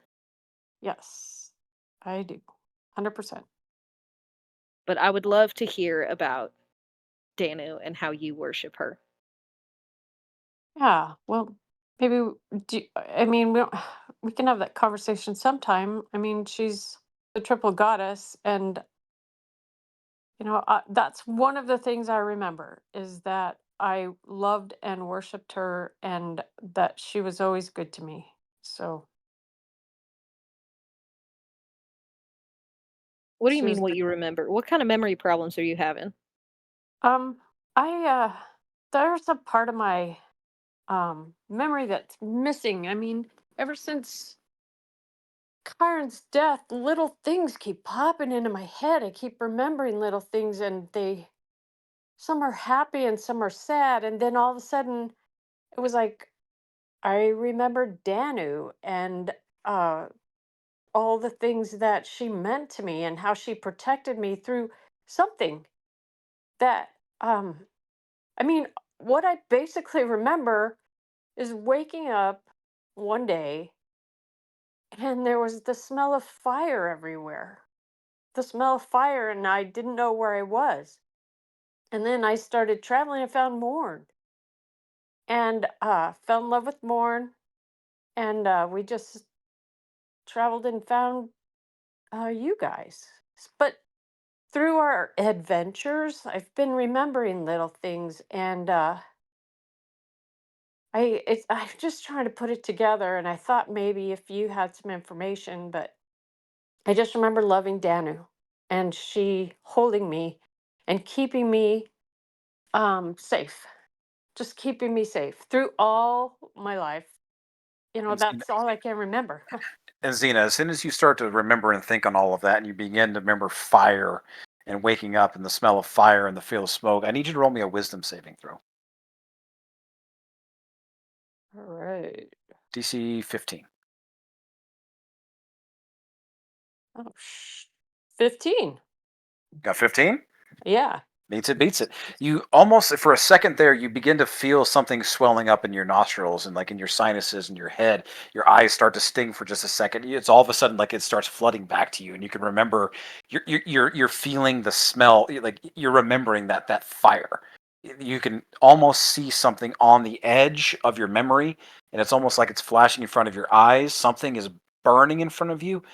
The smell of smoke and the acrid and just the gasping and the burning of your lungs is just overwhelming, and you can hear screams off in the distance, and then all of a sudden you snap back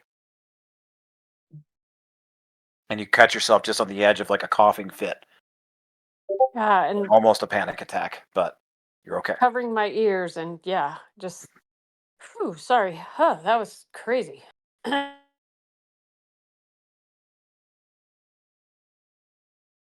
Drew's gonna open his arms and offer a hug. And Xena's gonna walk forward and accept that hug. Drew, you're gonna have to kneel down. I mean, Xena's like, Yeah, yeah. I gotta scoop her up. No, I'll kneel down. beautiful, perfect little moment. Anything else for anybody else? Wait, hold on. What do you mean you fell in love with Morn? Oh, just as it. I mean, I don't know. He reminded me of someone. He's a child, and it was like his antics and everything he did. He was just so fun to be around, and it was just. I don't know. I loved his adventure spirit, and he just reminded me of I don't of somebody, and it just made me happy to be around him and just talk with him and watch his antics. He was just adorable. Well, good. I'm glad he makes you happy. I just wouldn't want to step on your toes, Xena. I'm gonna wink at her. Oh, yeah. New child. Thinking of him as a child. One of my kids. How about that?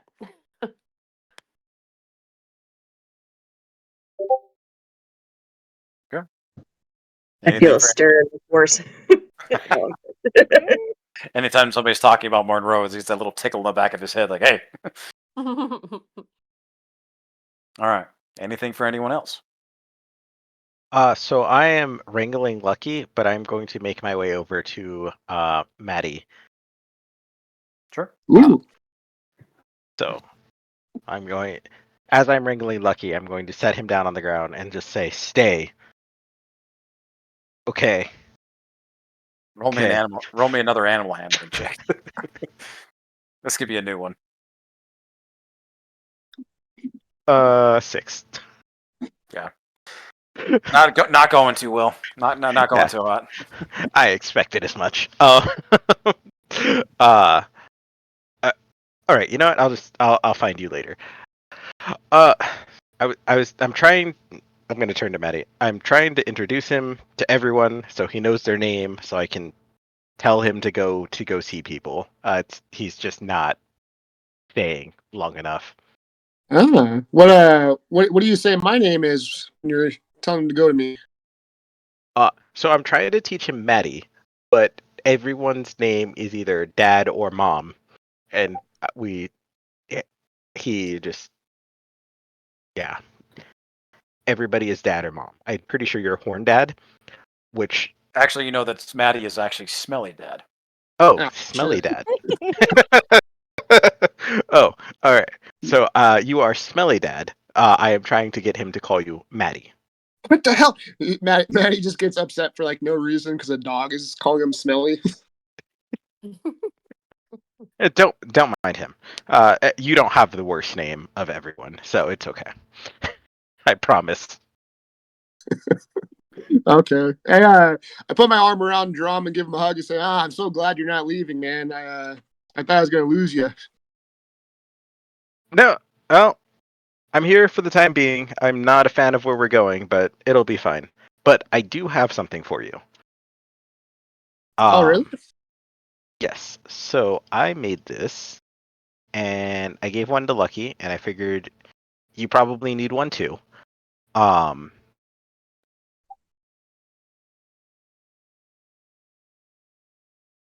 I accidentally muted hitting enter. So I made you this. It's nothing big, but it is made from Kyron's armor and clothing. Uh it's just a token. It doesn't do anything, but I feel like you need something to remember him by that you can probably interact with more than just holding it in your thoughts. So I gave one to Lucky and told him it was for protection, and he believed me. So I'm not gonna lie to you. It is just a hunk of metal, but I think it'll remind you of him. I tried to get his face down, but it didn't work. So I figured if I did a horse face, you would still remember. Maddie takes it and definitely has a little bit of a solemn look on his face, thinking of Kyron that he's dead, and gives you a nod and thanks you very much. It's okay. It will hurt less later. At least that's what they say. In practice, it doesn't, but it's good to have something. Drum's gonna touch the totem on his chest. It's just good to have something sometimes. And then I'm gonna start looking for Lucky and be like, I'll be back. I've gotta find the pup. But I just wanted to give you that for you to hold on to, and I will talk with you later. Lucky. Lucky. Go wander off. Yeah, on that 6, you have no idea where he's at. Yeah, nope. All right.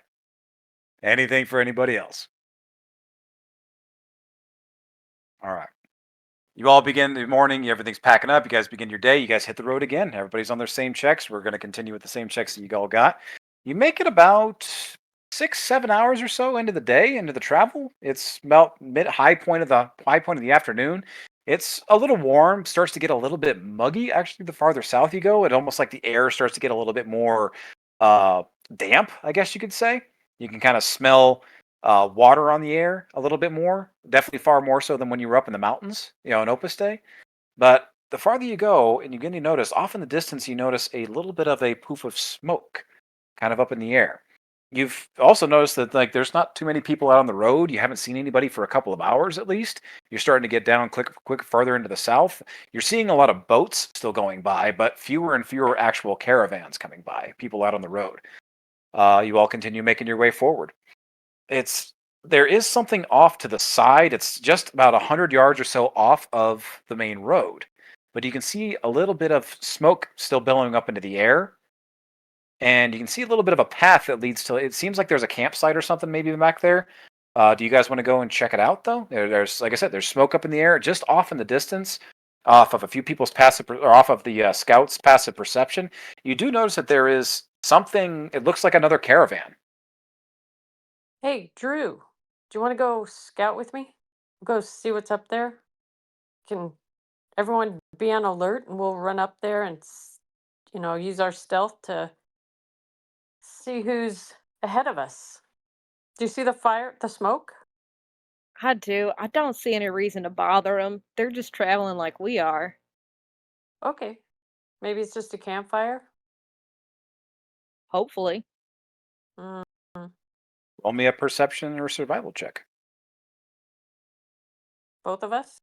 Mm-hmm.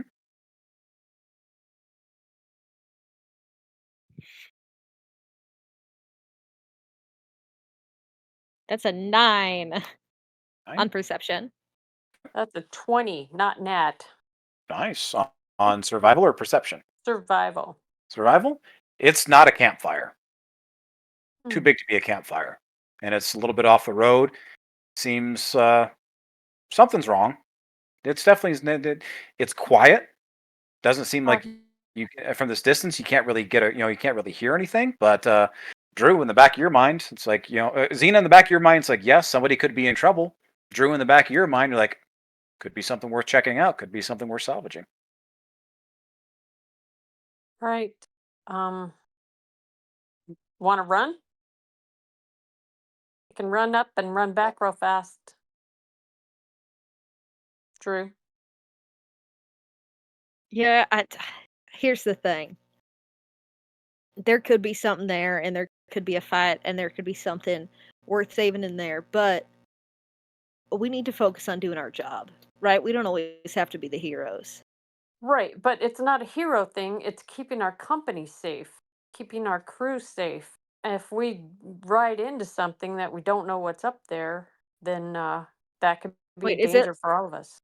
directly in our path, or is it off a ways? Off the ways. Wouldn't take you but a minute to go check it out. It's like it's in a campsite. It's in one of those campsites like you guys have been staying at.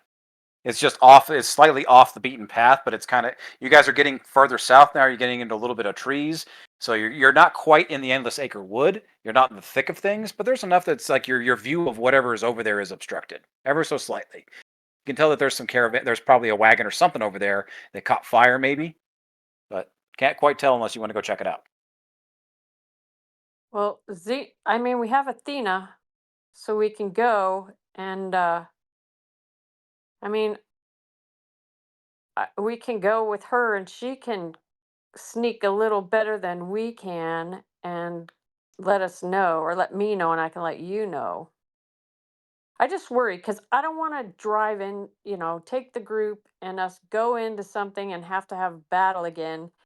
If we could just go look as a precaution and then come back and tell everybody what we found. But it's off a little ways. But if the rest of them smell fire, they're probably gonna go running. Fine, let's go. All right. So the three of us take off. Okay. It only takes you a couple of minutes to clear the distance between the road and where the fire is, and you guys start to approach it, and then you guys encounter it. It's exactly what you expected. It's a burnt out, ransacked. It almost has this like carnival look to the wagon, and you guys know, like, just judging by the distance of where you're at, like Xena especially, is like you spent some time down this area. You know you're at least a day or so away from the township of the Roost, which is on the edge of the endless sacred woods. So you know you're not in the thick of the deep dark forest just yet. So this is just kind of a natural, normal forest here. But you do notice that there is a burnt out caravan. You So like a guys want gypsy caravan. possibly Can I do an investigation check? roll me perception, survival, or nature. You guys are I'd going. You like guys are to do going. that. You guys are going into that and going in to check it out. I want to check out the Mm, caravan or Okay. the gypsy caravan, Sure. whatever it is. Perception, survival, or nature. That was survival. It was a 9. Mm, I want to like check it out from a distance. That's Sure. a 12. 12? From what you can tell from a distance, it almost looks like this was some kind of attack. It's hard to tell. But it almost looks like the fire was a result of a fallen lantern, or maybe a campfire that got away. It doesn't really look like this place was like assaulted by bandits, or there's no like broken weapons or a ton of dead bodies or anything you can see from where you're at. Or if you're looking from a distance. Okay. So if we get a little closer, can we tell if there are any bodies?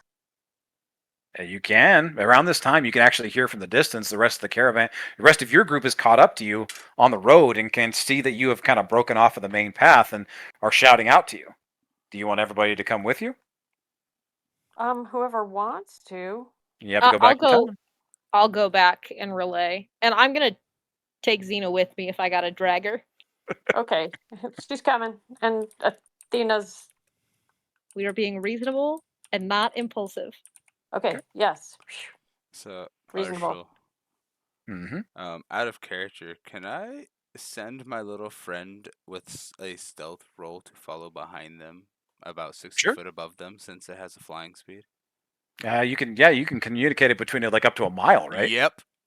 Yeah, That is the reason. Yep, that's about how far they would go. You haven't introduced this element yet, so I would say that if it's stealth, go ahead and I would like to roll me it stealth. under stealth to keep it under wraps for now amongst the rest of the players. Sure. Character-wise. But yeah, it gets a +4. Its stealth is better than mine. It's bullshit, yo. Roll me the stealth.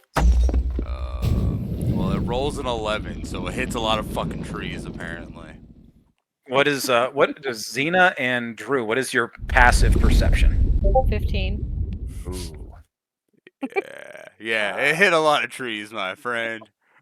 So Passive Drew, you know perception you minus 14. 14. You Sorry. both know that you're being followed by something. But I would say that on that, yeah, you definitely like starts as soon as you come back to the group and you notice that this thing is actually following with you. Argus, do you want to say that it breaks stealth and returns to you? Yeah, knowing that it's been caught, it's gonna just come back Okay. since I can obviously see what it was following now again. Go ahead and describe it to the group what this thing is that returns to you and kind of wraps itself around you like a belt. I see you guys have met my friend Cottle. So are you familiar with like the Mayan Aztecian dragon, the Quetzalcoatl? Mm-hmm. So it's very similar to that, but much smaller, like more so the size of like a boa constrictor. Cute. It is celestial, technically. It does fly, and It does fly. Xena and Drew, you both take notice with your skills as druids and rangers. This is not a machine. This is a living creature. Wow. So it's an animal? It's a creature.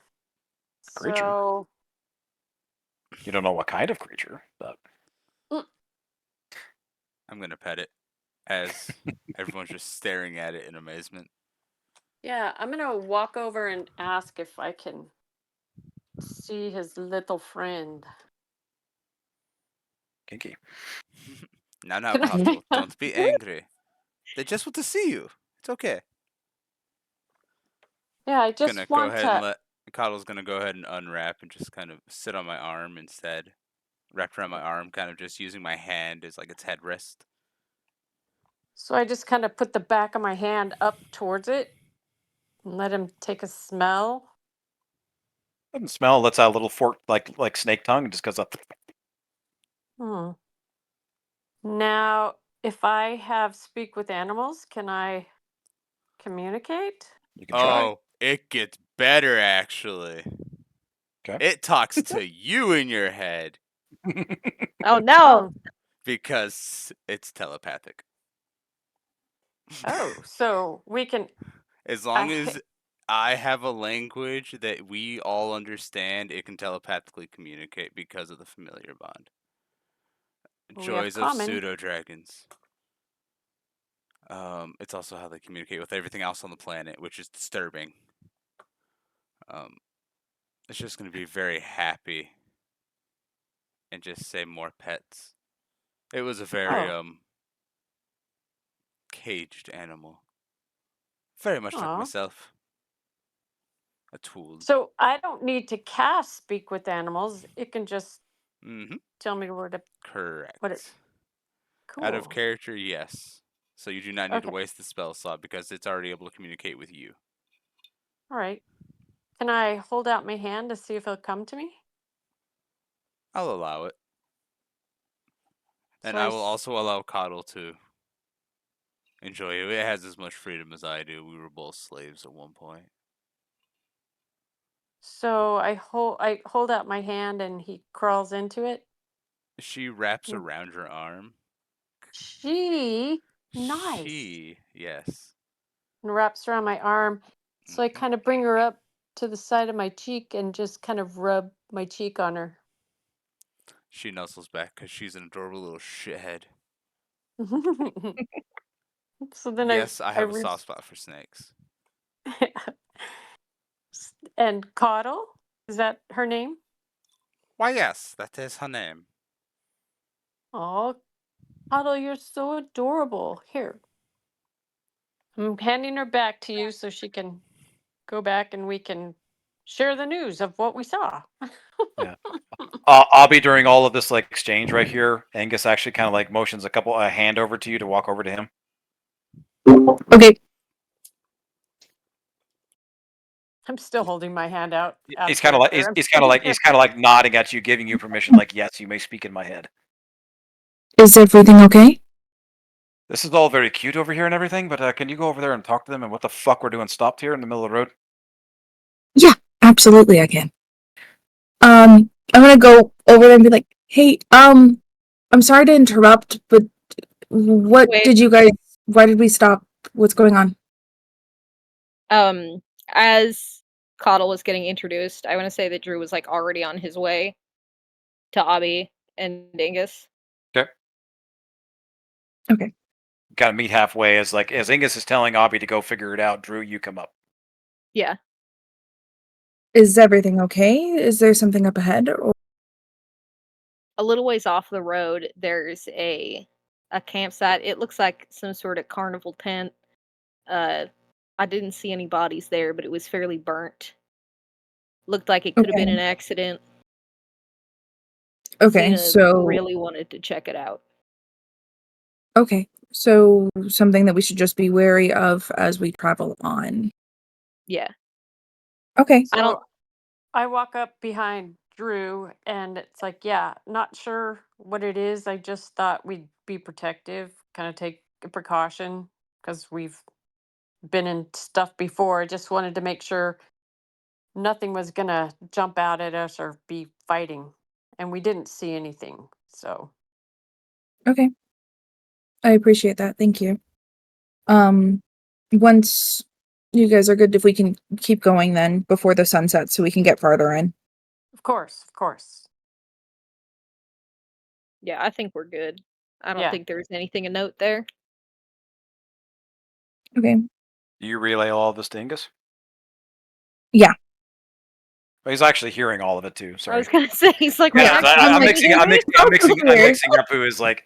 But Ingus kind of snaps his fingers and gives you the symbol to like talk to him in his head. Like he's basically giving you permission, like wanting you to talk to him in this way because it's like again with like your passive insight, he's like you get the impression that he's happy that he can communicate with somebody. He's just not fond of the method. Right. Mhm. So anytime I'm gonna say that it's like anytime that he does like a little like 2-finger like wave at me, I'll take that as a go ahead and talk. Okay, yeah, because he's doing like a very like kind of almost like a rude like snapping of his fingers, like, "Hey, listen to me." Yeah. Yeah. I'm like, you could just wave at me. It'll be fine. I would prefer that than the snapping." He like kind of just gives you another one of those heaves, like. All right, we've already wasted enough fucking time here on the side of the road. Okay, they should have checked it out when they were over there rather than us. We've been sitting here longer than it would have taken to go check it out. All right, did you see anybody dead? Did you see anybody at all? Nobody said no. did. No, sir. Nobody. He's only Yeah, talking. they didn't. He's talking to They Abby. didn't Talking see to anybody. Abby. Sorry, Yeah. Abby. No, they didn't see anybody. They didn't see any bodies. Which So means it's there's nothing no. that we need to be concerned Which also about right means now. that there's nobody here to stop them if there's anything of value. Okay, leave the big man here with me. He kind of points a thumb over at Smalls. Everybody else, go check it out. See if there's anything worth taking. In, out, quick. Get the fuck over here. Okay, I'm gonna take the wagon about a mile down the road. Catch up. Okay. You hear anything? I'll let off a shot. Y'all come running. Understood. Great. I'm gonna turn back to the others and be like, we should go loot.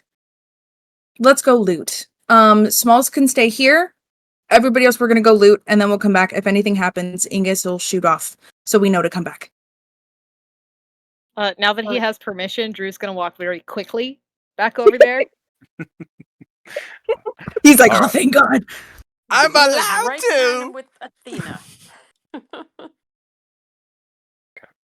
Hang on a second. We'll come back to that on next camp, babes. Remind me. Okay. All the rest of the group. The only person that's staying behind is Small. So everybody else was ordered to tag along with Xena and Brew to go check out this campsite. Does everybody follow orders?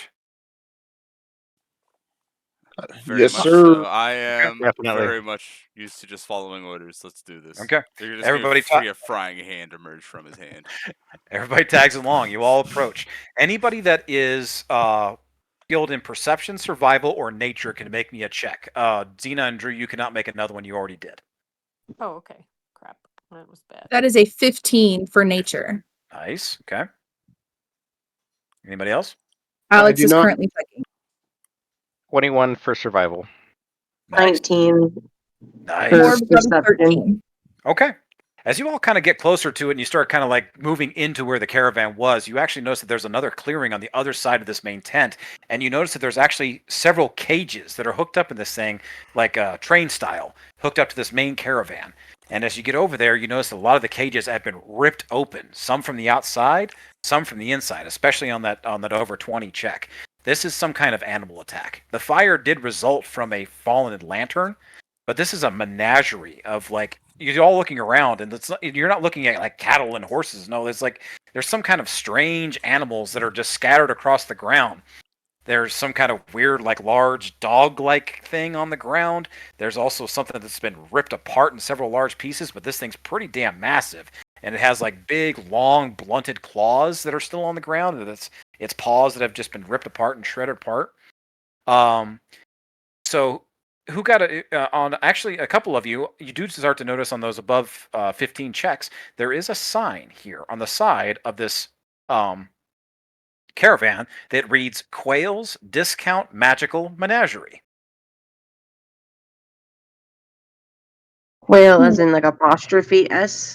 Yep, Quail's apostrophe S. Quail's as in owned discount magical menagerie.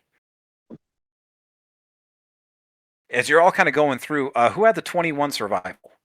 Drum. Drum, on your check, you actually notice that kind of like stepping over all of these bodies and everything that's kind of been eviscerated. Something attacked these things, and something has been eating. And then amongst all of the bodies, you actually find a single humanoid body.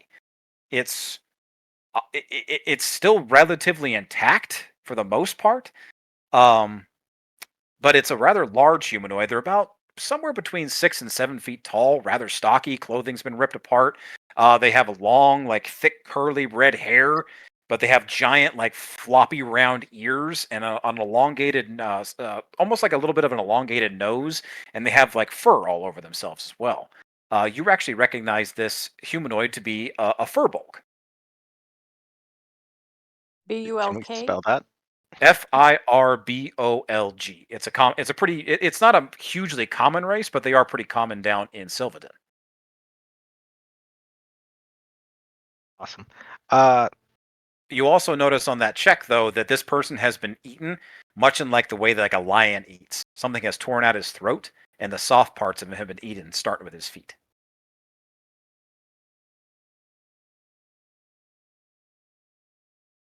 Okay. So- So he's very dead. Just to clear that up. Oh yeah, everything's Okay. very dead around here. Okay. So I'm going to, I guess, getting close to that and try and inspect the body to see if it has any kind of identification or something useful that it might have been protecting. Okay. You guys gonna start digging around looking for anything like, looting the place basically? Morb is definitely going to do that. With my nature check, would I be able to tell how these are? How fresh things are? Mm-hmm. What was your rate? What did you roll for nature? I got a 15. 15? More than a day. It's they've been out here kind of cooking in the sun a little bit, at least a day. So not since so sometime at least since yesterday. Okay. Marshall, before we start moving around a whole bunch of stuff, can I tell which direction maybe they went afterwards? Sure. Did you roll a survival or a perception? I was not proficient in any of those things, so I did not roll anything. You wouldn't know. Yeah, you wouldn't know which direction. Okay. Okay. All right. Anybody that wants to go ahead and roll me another perception or investigation to try and like loot around, try and find some stuff. If you have another skill you want to try and justify, let me know. Investigation. Okay. You investigate, sir. Can Could I do an give insight? That was garbage. assistance That was garbage. An investigation? I don't find anything. I don't find anything. Yeah, we don't find anything. Mr. I got Marshall. a 23. 23. Nice. Are we rolling insight or what did you say? Investigation or perception, unless you can, or another skill if you can try and justify it to me what you're using it for. Oh, And I okay. think I'm gonna Morn roll went back to the wagon. Morn, you just left? I just went back to the wagon where Ingus is. Okay, it's about a mile between. You're gonna go back off. You're gonna go off on your own. Hmm.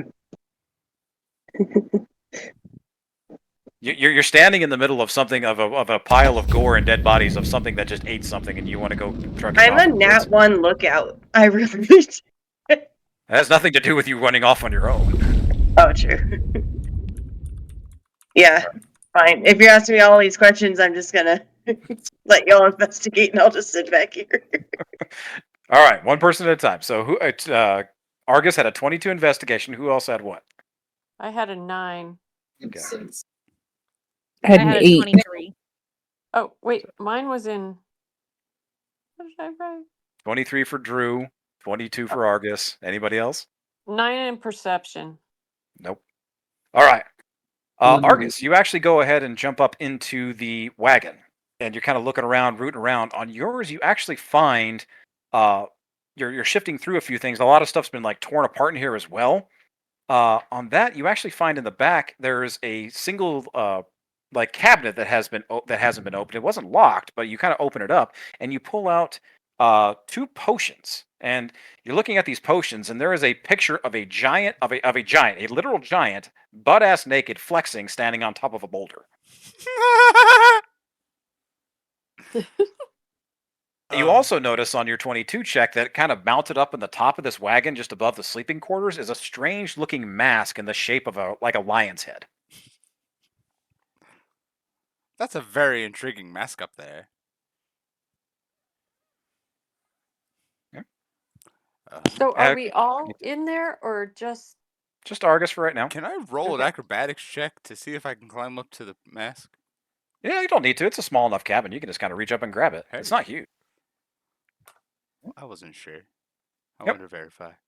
Xena, are you climbing up into the wagon as well? I would like to? Sure, Xena, you climb up there with Argus. Drew, on the outside of you actually find, as you're kind of sifting through things, you kind of your attention turns to the dead body, and you actually find a logbook kind of clutched underneath his body. It's almost like he was holding it, then he fell on it, then he was like trying to defend himself, and yeah, he didn't have a good day. But you actually pull out this logbook, and it seems to be his or somebody's log of the animals that this thing was transporting. There's a small property of tag on the outside of it on a 22 as well. Reading through it, it's actually written in Sylvan. And it says property of Whales Discount Magical Menagerie. Please return if found.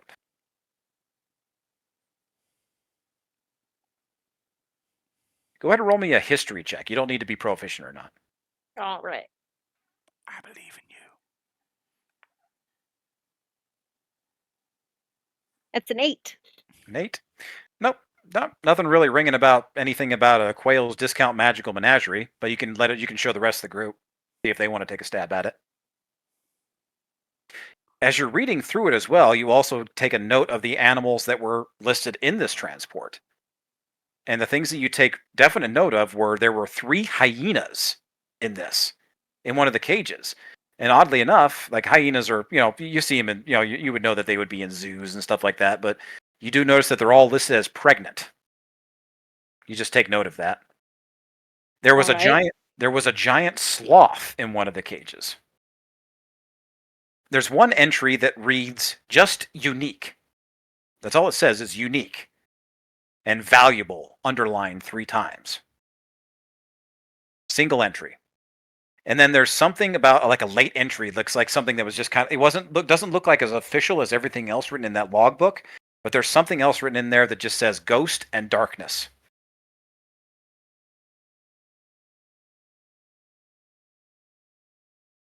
And that's all it says as part of the animals that were in this caravan. Or creatures. Can I look at the carnage and see if if I can pick out any remains of any of these creatures? Sure, on your previous roll, you could definitely tell that there's the hyenas. All 3 of there have definitely been split open. Ooh. The sloth has been definitely ripped apart and heavily devoured. But you don't really see anything else. Wait, so with the hyenas, you said they were split open? Were the babies taken since they were That's my pregnant? question. Well, they're definitely not inside anymore. Okay. You show the book to anybody else? Is anybody next to me? I'd say that Monroe is, definitely. Sticking close to you. Yeah, I'll hand it over to him. You check it out, Monroe? Oh, yeah. You can make me a history check at advantage, actually. Oh.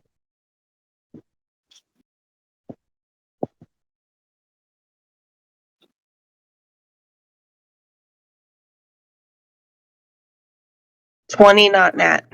20, not nat. You definitely, like, it's not like something pops into your memory. It's not something that you've been to personally, but the name Step in Time Circus pops into your head. And the reason why it pops into your head is all the way back in Opus Day when you were having the conversation with the captain. He said that he should have sold you to the damn Step in Time Circus when he had the chance. Hmm. Do I relate the step in time with quails at all? Is that what you're saying? Quail, you don't get the sense that quail is an animal. It's more like it's somebody's name. Interesting. But it's not a name that you recognize. Okay. Hey. And then, am I able to relate that to Drew a bit? Sure. I'm just gonna ask Drew, like, hey, Drew, are you familiar with, like, circusy type stuff? Nope. Wait, I don't think so. Am I? No, not really. Nope. Nope. Well, circus, it, I don't know why this is popping into my head, but a very big memory of, like, I was almost sent to a circus, or I was threatened by it all the time, leaving me there. So this list of animals, I think, I don't know, I feel like I have a pull that it somehow relates to, like, this logbook here. They're logging all these transactions of animals. I'm a little concerned. Yeah, I saw the hyenas, but I don't know about the rest of them. I have no idea what the rest of these are. Don't ask me about animals per se. I'm just thinking, a circus is a pretty interesting place. With that, I'm just gonna put the logbook back and walk away. We shift back inside. I would say ADHD. Xena, you've climbed up into the wagon. Yes. There's room for one more person. Is anybody else getting up there and kind of looking around? Okay. As you climb up in there, Argus, as you go to pull that strange like wooden lion head mask, as you pull it off of its like off the shelf, on your 22, you actually notice that there is something behind the lion mask. As you kind of go and grab it, it's a strange like decanter, and it's full of water. It has a big stopper up at the top, but it's like cool to the touch. And you have no idea why this is like not with the rest of the supplies. It's specifically positioned like up on top of this shelf, semi hidden away with this mask. Okay, I'm gonna grab it. Maybe. Okay. You grab it, add it to your inventory? Yes. No problem. All right. So yeah, you can add two potions, unknown at this time. You can add an unknown mask to your inventory, and you can add an unknown decanter to your inventory. Noted. Xena. Mm-hmm. It's around the time you guys are kind of clearing all this stuff out and looking around, all of a sudden your attention is caught. You start pushing everything away. There's a little noise coming from underneath, like all these like dressers and stuff that have been tipped over and clothes that have been shredded apart. It doesn't look like anybody died in here, but something was definitely in here rooting around trying to get at something. And there's a little sound, like a little bit of a cry heard underneath all of like this refuse in here. Do you dig into it? Yes. Okay. As you dig in, you kind of clear all of this stuff away. It takes you a couple of minutes. You're not exactly a strong person, but with the help of Argus, and you kind of all of a sudden there's a small cage that looks like it has been knocked off a perch that was in the back of this thing and just covered over by everything. And the cage has been like deeply clawed at. and chewed at. It looks like something was trying to force it open, but just couldn't. And inside is a very small, little furry creature. It has these big, adorable eyes and these massive, hairless, floppy ears. It has this blend of like one side is snowy white fur, the other side is this brown, kind of like warm brownish red fur, almost like this two-faced coloration. It's locked in this small cage, and it's really kind of too small even for its size. Even though, like I said, even though the cage has been chewed on and clawed on, something tried to force this thing open. But it coos gently, and it reaches out these little bitty, like naked paws that have like little 3 fingers on them, and it's just kind of grasping, reaching for you. And it's cooing this soft and pitiful little sound, and these little meaty digits are outstretched. Can I do an insight check? Sure. I mean, because it's like it might. I don't. I've never seen one of these before. Have I? Sure. You can roll nature to see if you've seen one before, or you can roll an insight if you want to try and perceive what it's all about. Like is it of ill? Are you trying to like determine if it's of ill intent, or what do you want to do? Yes. Yeah.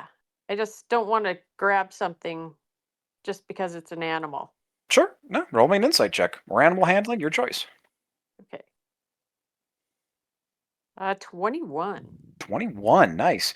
No, this thing like there's no malice in these eyes. Like you feel like if this creature could cry of like joy, it would be right now because it's seeing something for like it sees something that it could perceiving you as a friend, like it's here to help it. So I open the cage. Is there a lock? Can I open it or is it Yeah. locked? It's locked, and it seems to be a rather complex lock. So I'm gonna pick the cage up and Its little fingers like wrap around yours. It doesn't want yeah. to and it doesn't want to let go. Oh, you're a cute little thing. Um so I turn around and I ask Argus, it's like, can you open this? Can you get this little thing out of here? What was it she needed to roll for it? It's lock picking. It's like if you're skilled with lock picking or anything like that, you could take a stab at it. I am Not a proficient with thieves' tools and sleight of hand. Sure, take a stab at it.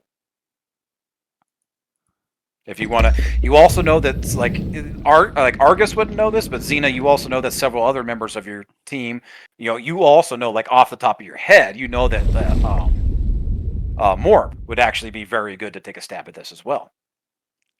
I okay. don't think I'll be able to crack this, dear. Seems a little more complicated than my taste. I rolled a 7. Okay. Okay, so I'm gonna disembark and look for Morb. I know he's around because he's foraging or he's looting, He's, right? he's right outside. Yeah, it's not a huge space. Okay. So I'm gonna take it to Morb and say, Morb, can you open this cage? Can you help me get this little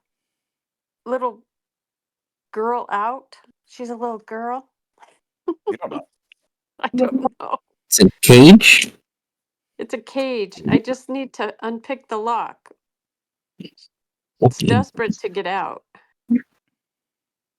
And it's safe. Okay. It would be sleight of hand or thieves' tools.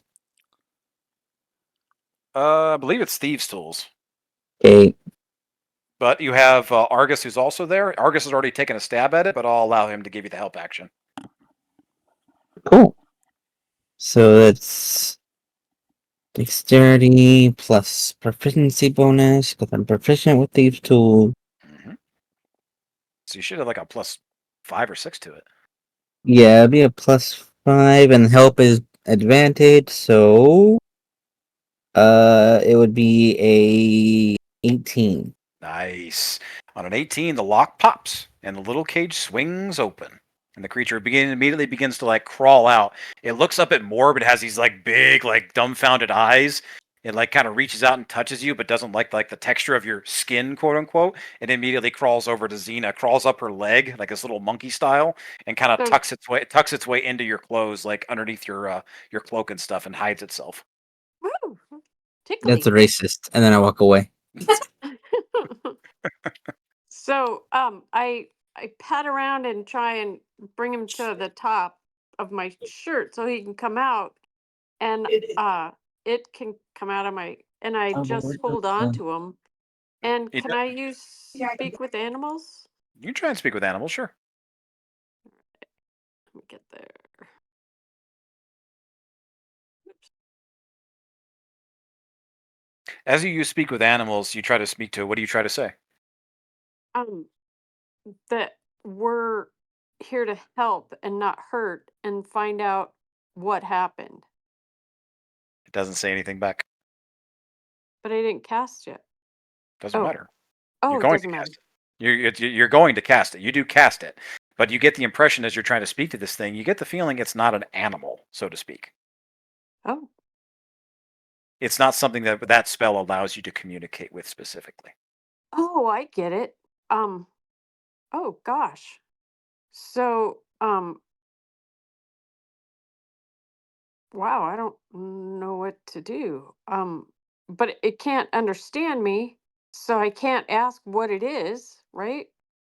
Nope, doesn't seem to, unless you have something else that would allow you to communicate with it. Um, I don't.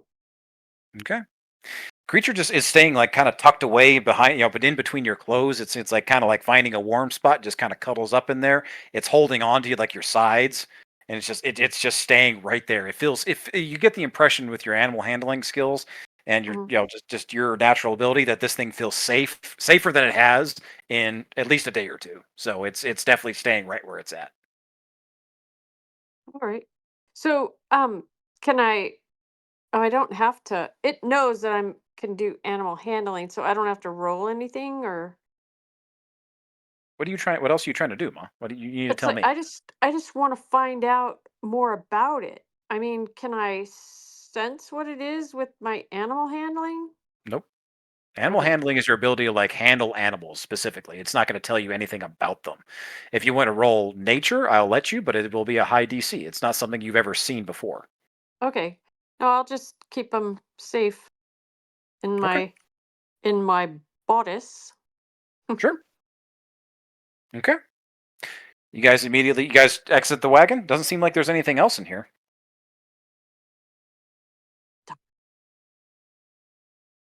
Okay. Hey, Argus, Xena, and I want to yell over to Morb. Thank you, Morb, for doing that. I I don't know what this is, but I appreciate you doing that for me. Thank you.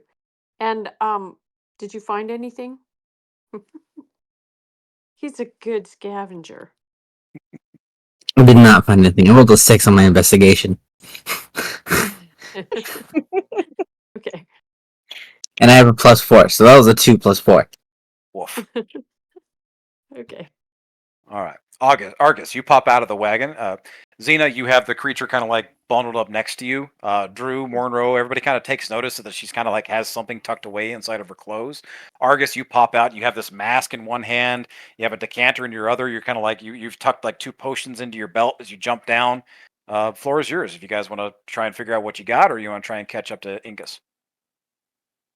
I think we should catch up to Ingus and discuss it on the way. Okay. I don't know. Anybody else? All right. Everybody kind of gathers things. You do remember it all echoes back in your ears, like you guys were supposed to be like in and out, like go quick, root around for anything of value, and get out. And you guys realize you've been here for about 10, 15 minutes, which is probably about 10 minutes longer than you should have. So you all immediately bolt out of here, taking everything that you've got with you and kind of trucking off through the woods. You're kind of doing a sideways run towards the main road. So about a half mile through the woods, catching up to the main road, and then a half mile forward, you immediately catch up with Smalls and Ingus on his wagon. Cool. But nothing that anybody can see along the way. You guys are all rushing. Nobody's really, looking out for anything terribly, but seem to be okay. You make it back, and you continue down your way for the rest of for a couple more hours until the sun starts to set. And just you don't make it to like a perfect campsite. It's still a few more hours out. But Ingus, rather than risk it running in the night, he's just going to pull off to the side, and you guys are going to build a makeshift campsite. But Okay. That's the end of the travel for the second day. I'm going to turn, like everything, you guys already have your supplies and stuff for the travel, but I'm going to turn it over to here if anybody wants to try and figure out the loot that you guys got. Anybody wants to have any conversations or try to figure things out. Oh, why, Ah. yes. I would like to talk with Maddie and Drum. Go for it. I'm gonna go up to them and be like, "Hey, I have kind of a weird question. If you guys were to, if my name were to be anything, what do you think it would be? And you can't say Obby." Maddie looks genuinely confused. Well, what do you mean?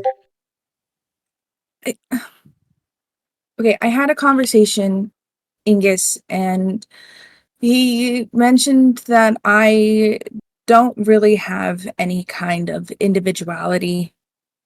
And the more that I thought about it, the more that I realized that he's right. And I don't really have a name, but I'm not good at names. Like the stuffed animal that Flynn and Errol got for me, I haven't named it. I just keep calling it the stuffed animal because I can't think of a name for it. And there's a couple other things that I just cannot come up with good names for. I'm me naming myself feels weird and I can't do that. I'm not used to, that's not my custom, you know?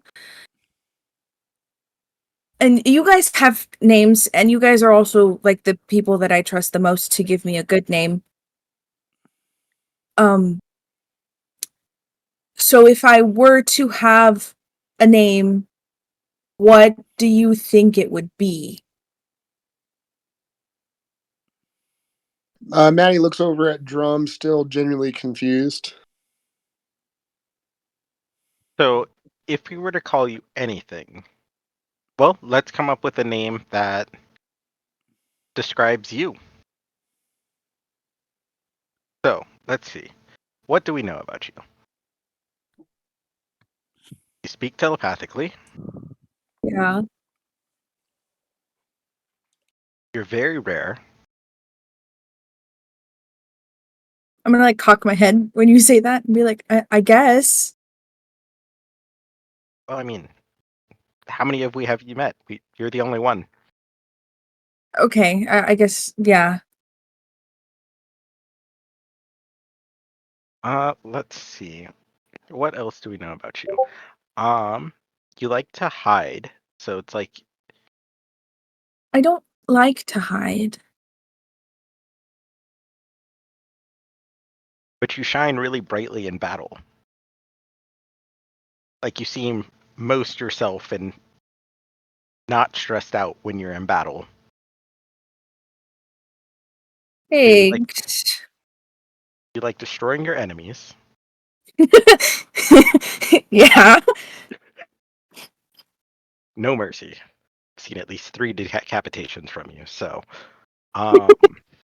Maddie does not know where this is going still, as he's kind of like trying to write down what Drum is saying, the name. Hey Drum, real quick. I need you to roll me a history check with advantage, real quick. history check with advantage. Okay. Oh, this probably isn't going to go well. Let's do this. 14. Oh. How much?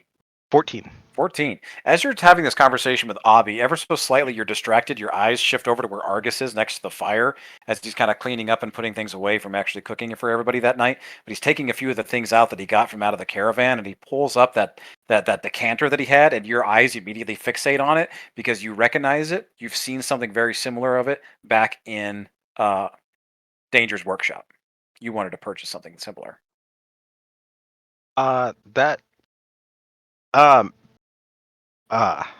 Gonna look at Abby, look at Maddie, and be like, Maddie, what do you know about Abby? Say it out loud and write it down. I will be right back. I'm gonna like rush over to Argus. Hey, Box man. Why, hello there, blue-haired dwarf man. What do you want with me? I have a question for you. That vessel, I'm gonna point at the decanter.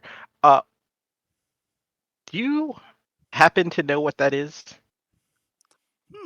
It's funny you ask me. I was in the very process of figuring that out myself. Would you like to join?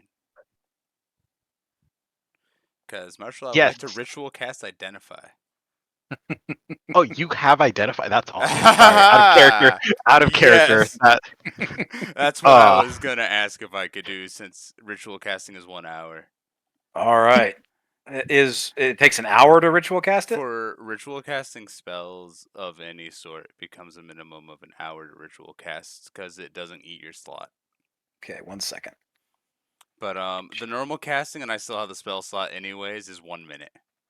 Got you. All right, so you're going to ritual cast it. Yeah, I would say that you're going to spend some time.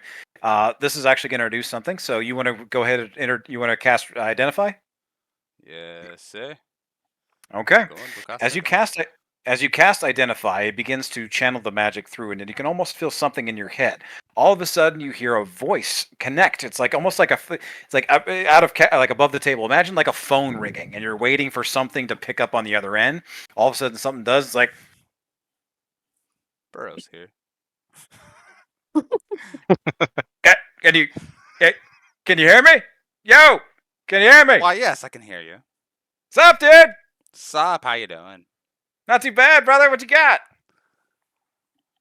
Well, you see, yes, sir, I happen to have this decanter-looking item. Looks like it's full of water, and it's cool to the touch. I see. Okay, go ahead and hold it up to your eyes real quick. I'll take a look. I gotcha. Oh, shit. That's cool. It's a decanter of endless water, brother. You're good. You can keep that. Thank you kindly. No problem. Got anything else? I'm gonna search grab the couple potions off my belt. What do you think about these guys? Second. You hold them up to your eyes.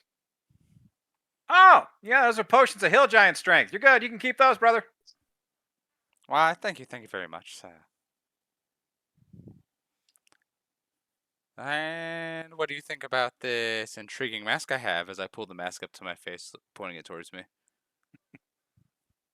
Checks it out. Oh, what's second? It's a little different. Oh, yeah. That's a mask of animal friendship, man. That seems like it could be intriguing. Oh yeah, you can keep it. It's cool. You don't got to turn that in. I'm watching this whole progression happen, correct? Yeah, you're watching this. You're watching Argus be a madman. Yeah, like Argus, what you're saying is out loud, but everything else is in your head. Correct. Okay. I'm aware.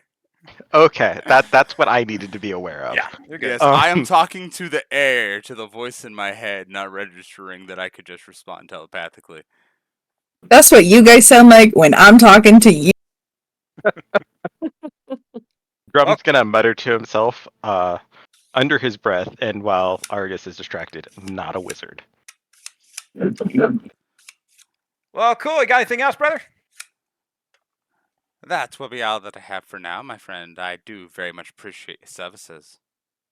All right, brother. Well, I appreciate it. My name's Michael. You need anything else, you go ahead and give me a call. Thanks for reaching out to the Bureau of Inquiries. Remember, any cursed items, you need to turn them in immediately. Otherwise, we're going to have to come after you. So just keep that in mind. Cool, brother. Thanks. Tubular. Later. And it hangs up. We're going to have problems with this guy in the future.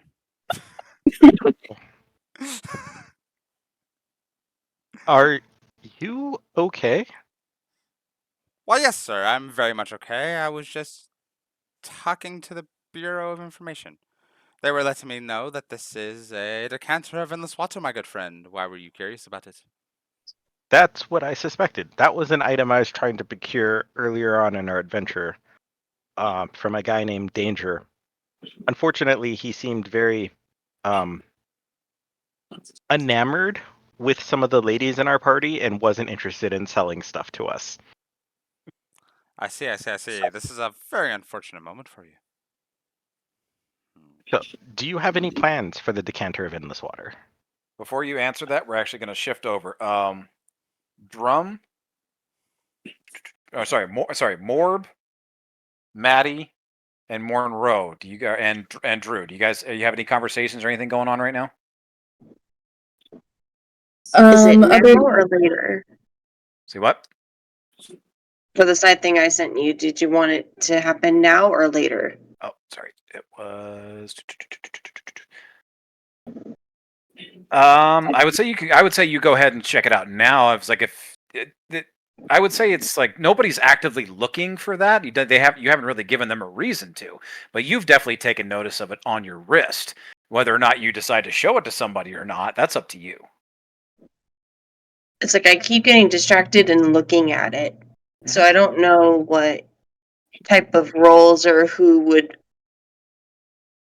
I would say Because we all got tattoos, so I don't know if anyone would notice anything else. Yeah, I would say the only person that would probably take a remote interest would maybe be Drew. So I guess it's up to Drew. If it's Does he something. seem like bothered by something? I'm constantly looking down, like at my wrist every now and then, fretting about it.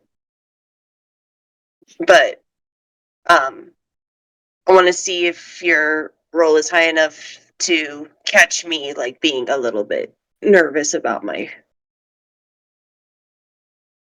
It's not nervous. It's just like obsession. Yeah. Okay. Is there anything specific that you want me to roll? I think I'm gonna Perception, check okay? my passive. I'm gonna check my passive.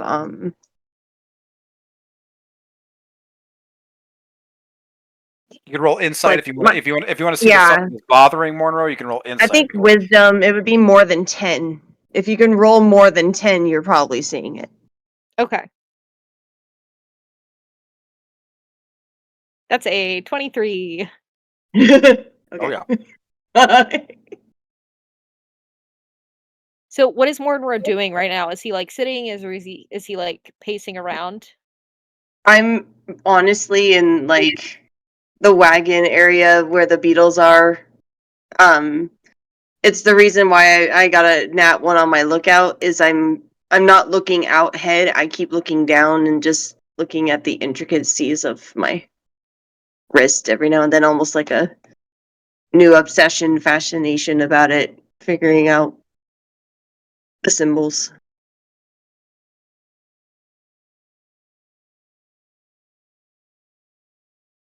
Okay, so I'm just gonna like walk up to you and kind of guide you someplace where we can sit, and I'm just gonna sit down and kind of hold my hand out for you.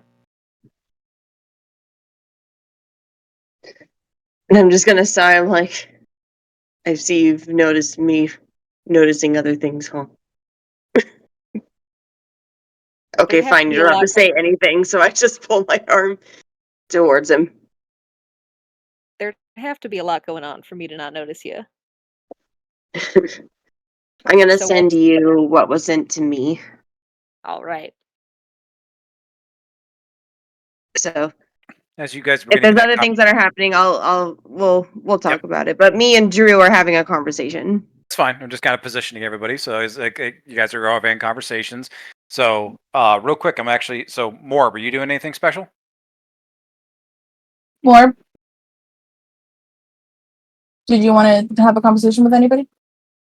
No. I'm just gonna be staring down the robot, not in like a malicious way, just watching. Figuring out how he all works. Yeah. Okay, from a distance, I'll say that. All right. Xena. It's night's fallen. It's after nightfall. The creature like is the thing that's kind of tucked inside your clothes as you're kind of like finishing up your meal for the night. It's been slowly like reaching out, putting its fingers and kind of like pawing at your food. It is like it has like its little distended belly is like gurgling a lot as it kind of begins to crawl outside of your clothes. Makes its way down monkey style down your leg and is like sitting on the ground, is like standing on the ground, putting both of its hands up, these little meaty fingers outstretching. It's cooing gently, little belly's growling. This thing is starving. It's asking for. Oh. Wow. Can anyone else see the creature? Do you No. guys notice? No, everybody else is kind of having their own conversations going on. Right. So, Athena is kind of like looking, kind of cocking her head back and forth, like, Mhm. what is this? And I'm like, oh, sweetie, you must be hungry. And I pat him his belly and I feel his belly growl. Mhm. And so, I reach in to my backpack and just pull out a tiny little piece of, um, I don't know, like a nut or, some dried fruit or something and hand it to him. Perfect. He takes it. He looks up at you. His eyes are like doing that little shaky thing, like it wants, like if this creature could cry of joy, it absolutely would be, and it just begins to like nom nom nom nom, gobbles it right up. Oh. What a sweetie. Do you want some water? Do you Yep. need something to drink? He just keeps reaching his hands out. All right, so I give him another piece of dried fruit and I pour some of my water in my palm of my hand and I lean forward so it can get some of it. Perfect. Because I. Yep. He drinks it up happily. He's like, his belly's starting to calm a little bit. He's happy. He's like, he's cooing. He's ravenous. Like I said, he seemed like this thing hasn't eaten for days. And as you continue to go ahead and take care of him, we're going to shift back over real quick. Xena and Maddie, you guys are having conversation. You want anything Nope, else? not me. Or no, sorry, Abby and Maddie. Uh, Um, I'm just writing stuff on the paper that I had, trying to wait for Drum to get back. Okay. Drum, um, Argus. Oh, sorry. Go ahead. no, you're okay. I'm gonna like kind of like try to see what he's writing, and then just like sit next to him and be like, "Ugh, I'm never gonna have a good name, am I?" Are you using like your feminine wiles to try to get close to him to get a better look? Yeah. Go ahead and roll me a. Be wild. You know what? Let's call it perception with perception with advantage. Why not? Okay, cool. 1 second, I'll right back. An 11. Love the Um, B-lesque. He's on a call. 1 second. Mhm. sleight of hand 17.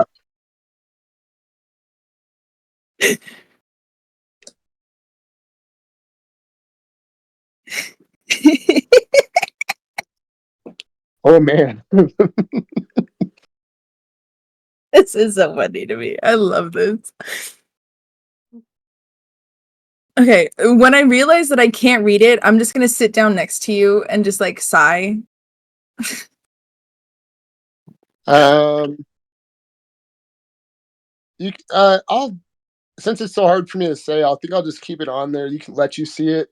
It says Bella, which is just means beautiful in celestial.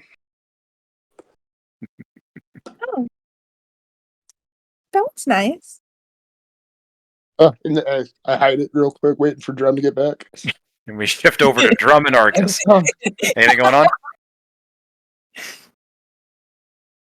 Drum and Argus, anybody? So try to remember what my last line was. Do you have any plans for that decanter by any chance? Hmm. It could be useful for all the cooking I do for you guys. Wouldn't have to go find water to make soups and broths and everything. Plus, you guys would never be thirsty. That is a valid point. You can't drink things, so I thought maybe it wouldn't be as useful to you. But since you are cooking, that does mean it could be useful to you. Ah, yes, people generally underestimate my usefulness for these things. It's okay. Well, in the future, I may like to trade something for it if I can find something of equal value to your cooking assets. But I will probably return for that item. It's a super useful item in dire situations. Ah, yes. Well, just remember, I do have it in. Well, you haven't made an enemy of me yet.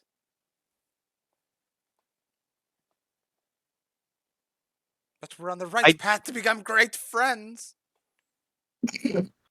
Drum is going to be visibly uncomfortable with that transition of things. Like, yes, about that. I was in the middle of another conversation, though. It was a very lovely decanter. I will be back. I will return, and we will further discuss this. But if you see something that you think might be of value, for your cooking, let me know, because I think I don't need it immediately, but it may be valuable. And then I'm gonna like scurry off. Because the friendship comment just made me so uncomfortable. Gonna It's gonna be like the first time you see like a mild distress appear on Drum's face after everything. So I'm gonna go back over to Avi and Maddie. So, more when you're specifically watching Argus during this time, correct? Mm-hmm. Morb, you notice that as he kind of shifts and all that's going on, the cube that he kind of like popped out of earlier, this is the first time anybody you've taken notice, or probably you're on the only group that's the only one in the group that's taken notice. The cube actually sits at his core, just below his chest, above what could be considered his stomach. It's inside of him. It's part of his being. The cube is still very much so there. Is it roughly the same dimensions as another cube? It's still the same dimensions of the cube you were working on earlier. It's the cube. Or you're talking about of another cube that you have in your inventory? Mm-hmm. Roughly. Interesting. Duly noted. And we shift over to Drew and Mornrow. Anything going on? We had a lovely conversation. Okay, keeping it to yourselves for right now. Yep. Okay. Xena, we shift back over to you. You're still feeding this little creature. You're beginning to grow, pretty attached. This thing's really, really damn cute. You just kind of keep feeding it, keep watering it. It's getting very, very close and very, very cuddly with you. It keeps hugging your leg and just offer any food, everything you keep offering it. Do you just keep loving on this thing? Yes, just petting him, and Xena's still kind of, her ears are back. She's not sure about this little thing, but anyway, Understood. yes, I keep petting it, and just talking to it, Understood. trying to. As you're petting it, you stroke all of a sudden down its back. All of a sudden, you feel something weird and kind of sticky. Like it's no longer soft and cuddly like it was. You kind of stroke your hand back over it again, and you pick your hand up, and all of a sudden, the skin on the top of your fingers is sizzling, and you take Oh shit! 6 points of acid damage. Oh my gosh! And all of a sudden, this thing begins to scream, and it's like just letting out this like blood curdling, as adorable as it still sounds. All of a sudden, this thing just starts letting out this shattering, blood curdling scream that echoes and throughout this forest canopy. It's like it is the dead of night. It is quiet.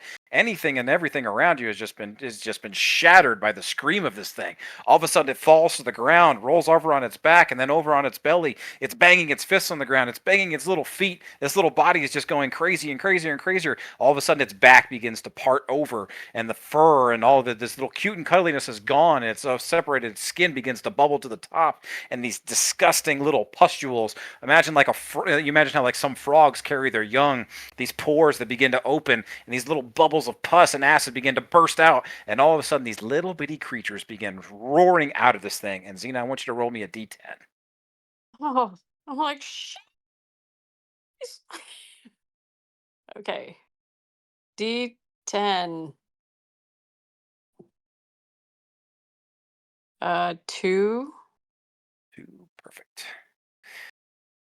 Do. All right, and all of a sudden, 7 of these things whatever the hell these things start popping out, and it's almost like little frog legs, and they jump out, and all of a sudden they begin like, you can hear like little bones popping and skin stretching as these things suddenly go from a couple inches tall to roughly a foot tall to about a foot and a half tall in just a span of a few seconds. I'm screaming. Yes, Xena is absolutely on the edge. You immediately start falling back. The entire camp is alert, and I want everybody to roll initiative. Yeah. 9. You gave food to a gremlin. Oh Why? boy. This is great. Gina, I am in this world. I do not know what a gremlin is. Right? It's like just I was as a person looking out at reminded that that. picture, we're like, oh, why? I was reminded. So we have. All right. Okay, everybody rolled initiative. I need 20 to 25. Drum. 22 for Monroe. Okay, 21 for drum. so Mornrow, drum. Oh, that was a nat 20. Anyway, sorry. What is your total though? 21. Okay, drum. 15 to 20. All of us. So I got a 13. Okay. No, I need 15 to 20. I got a 15. Okay. Anybody else? I'm rolling mine. Anybody else? Nine. Hold on, Alex is rolling. Was blocked. 11. Okay. Yeah. All right. Morb got an 11. 10 to 15. 11. Anybody else? I got a 13. Okay. 12 for Maddie. Maddie. Morb. 5 to 10. I got a 9. 9. I also got a 9. Rollies, who has the higher dex? I believe Drew has higher decks. Okay. Argus. All right. So with that, we're actually at 8:45. So I'm going to give you all the option. Do we want to continue with this and see where it goes, or do you want to pick it up next session? So our guy who usually cuts out, right on time or needs to isn't here. So I give you guys the option. We can keep going, or we can end it. I'm in Vegas and I would like to take a break, but that's just me. I'm really tired. I'm whatever anyone's, I'm with the crew. Okay. All right. We're right at 8:45. I'm going to go. We've gone over a couple of times last couple sessions. So if we're going to jump into combat, I'm going to go ahead and say that we're going to pick this up next session. We will begin with combat against the gremlins. You have 7 of them so far, and we're going to see what happens. Okay. Sounds like Ready. a solid plan. All right, let's do it. What's the initiative order again? It is Mornrow,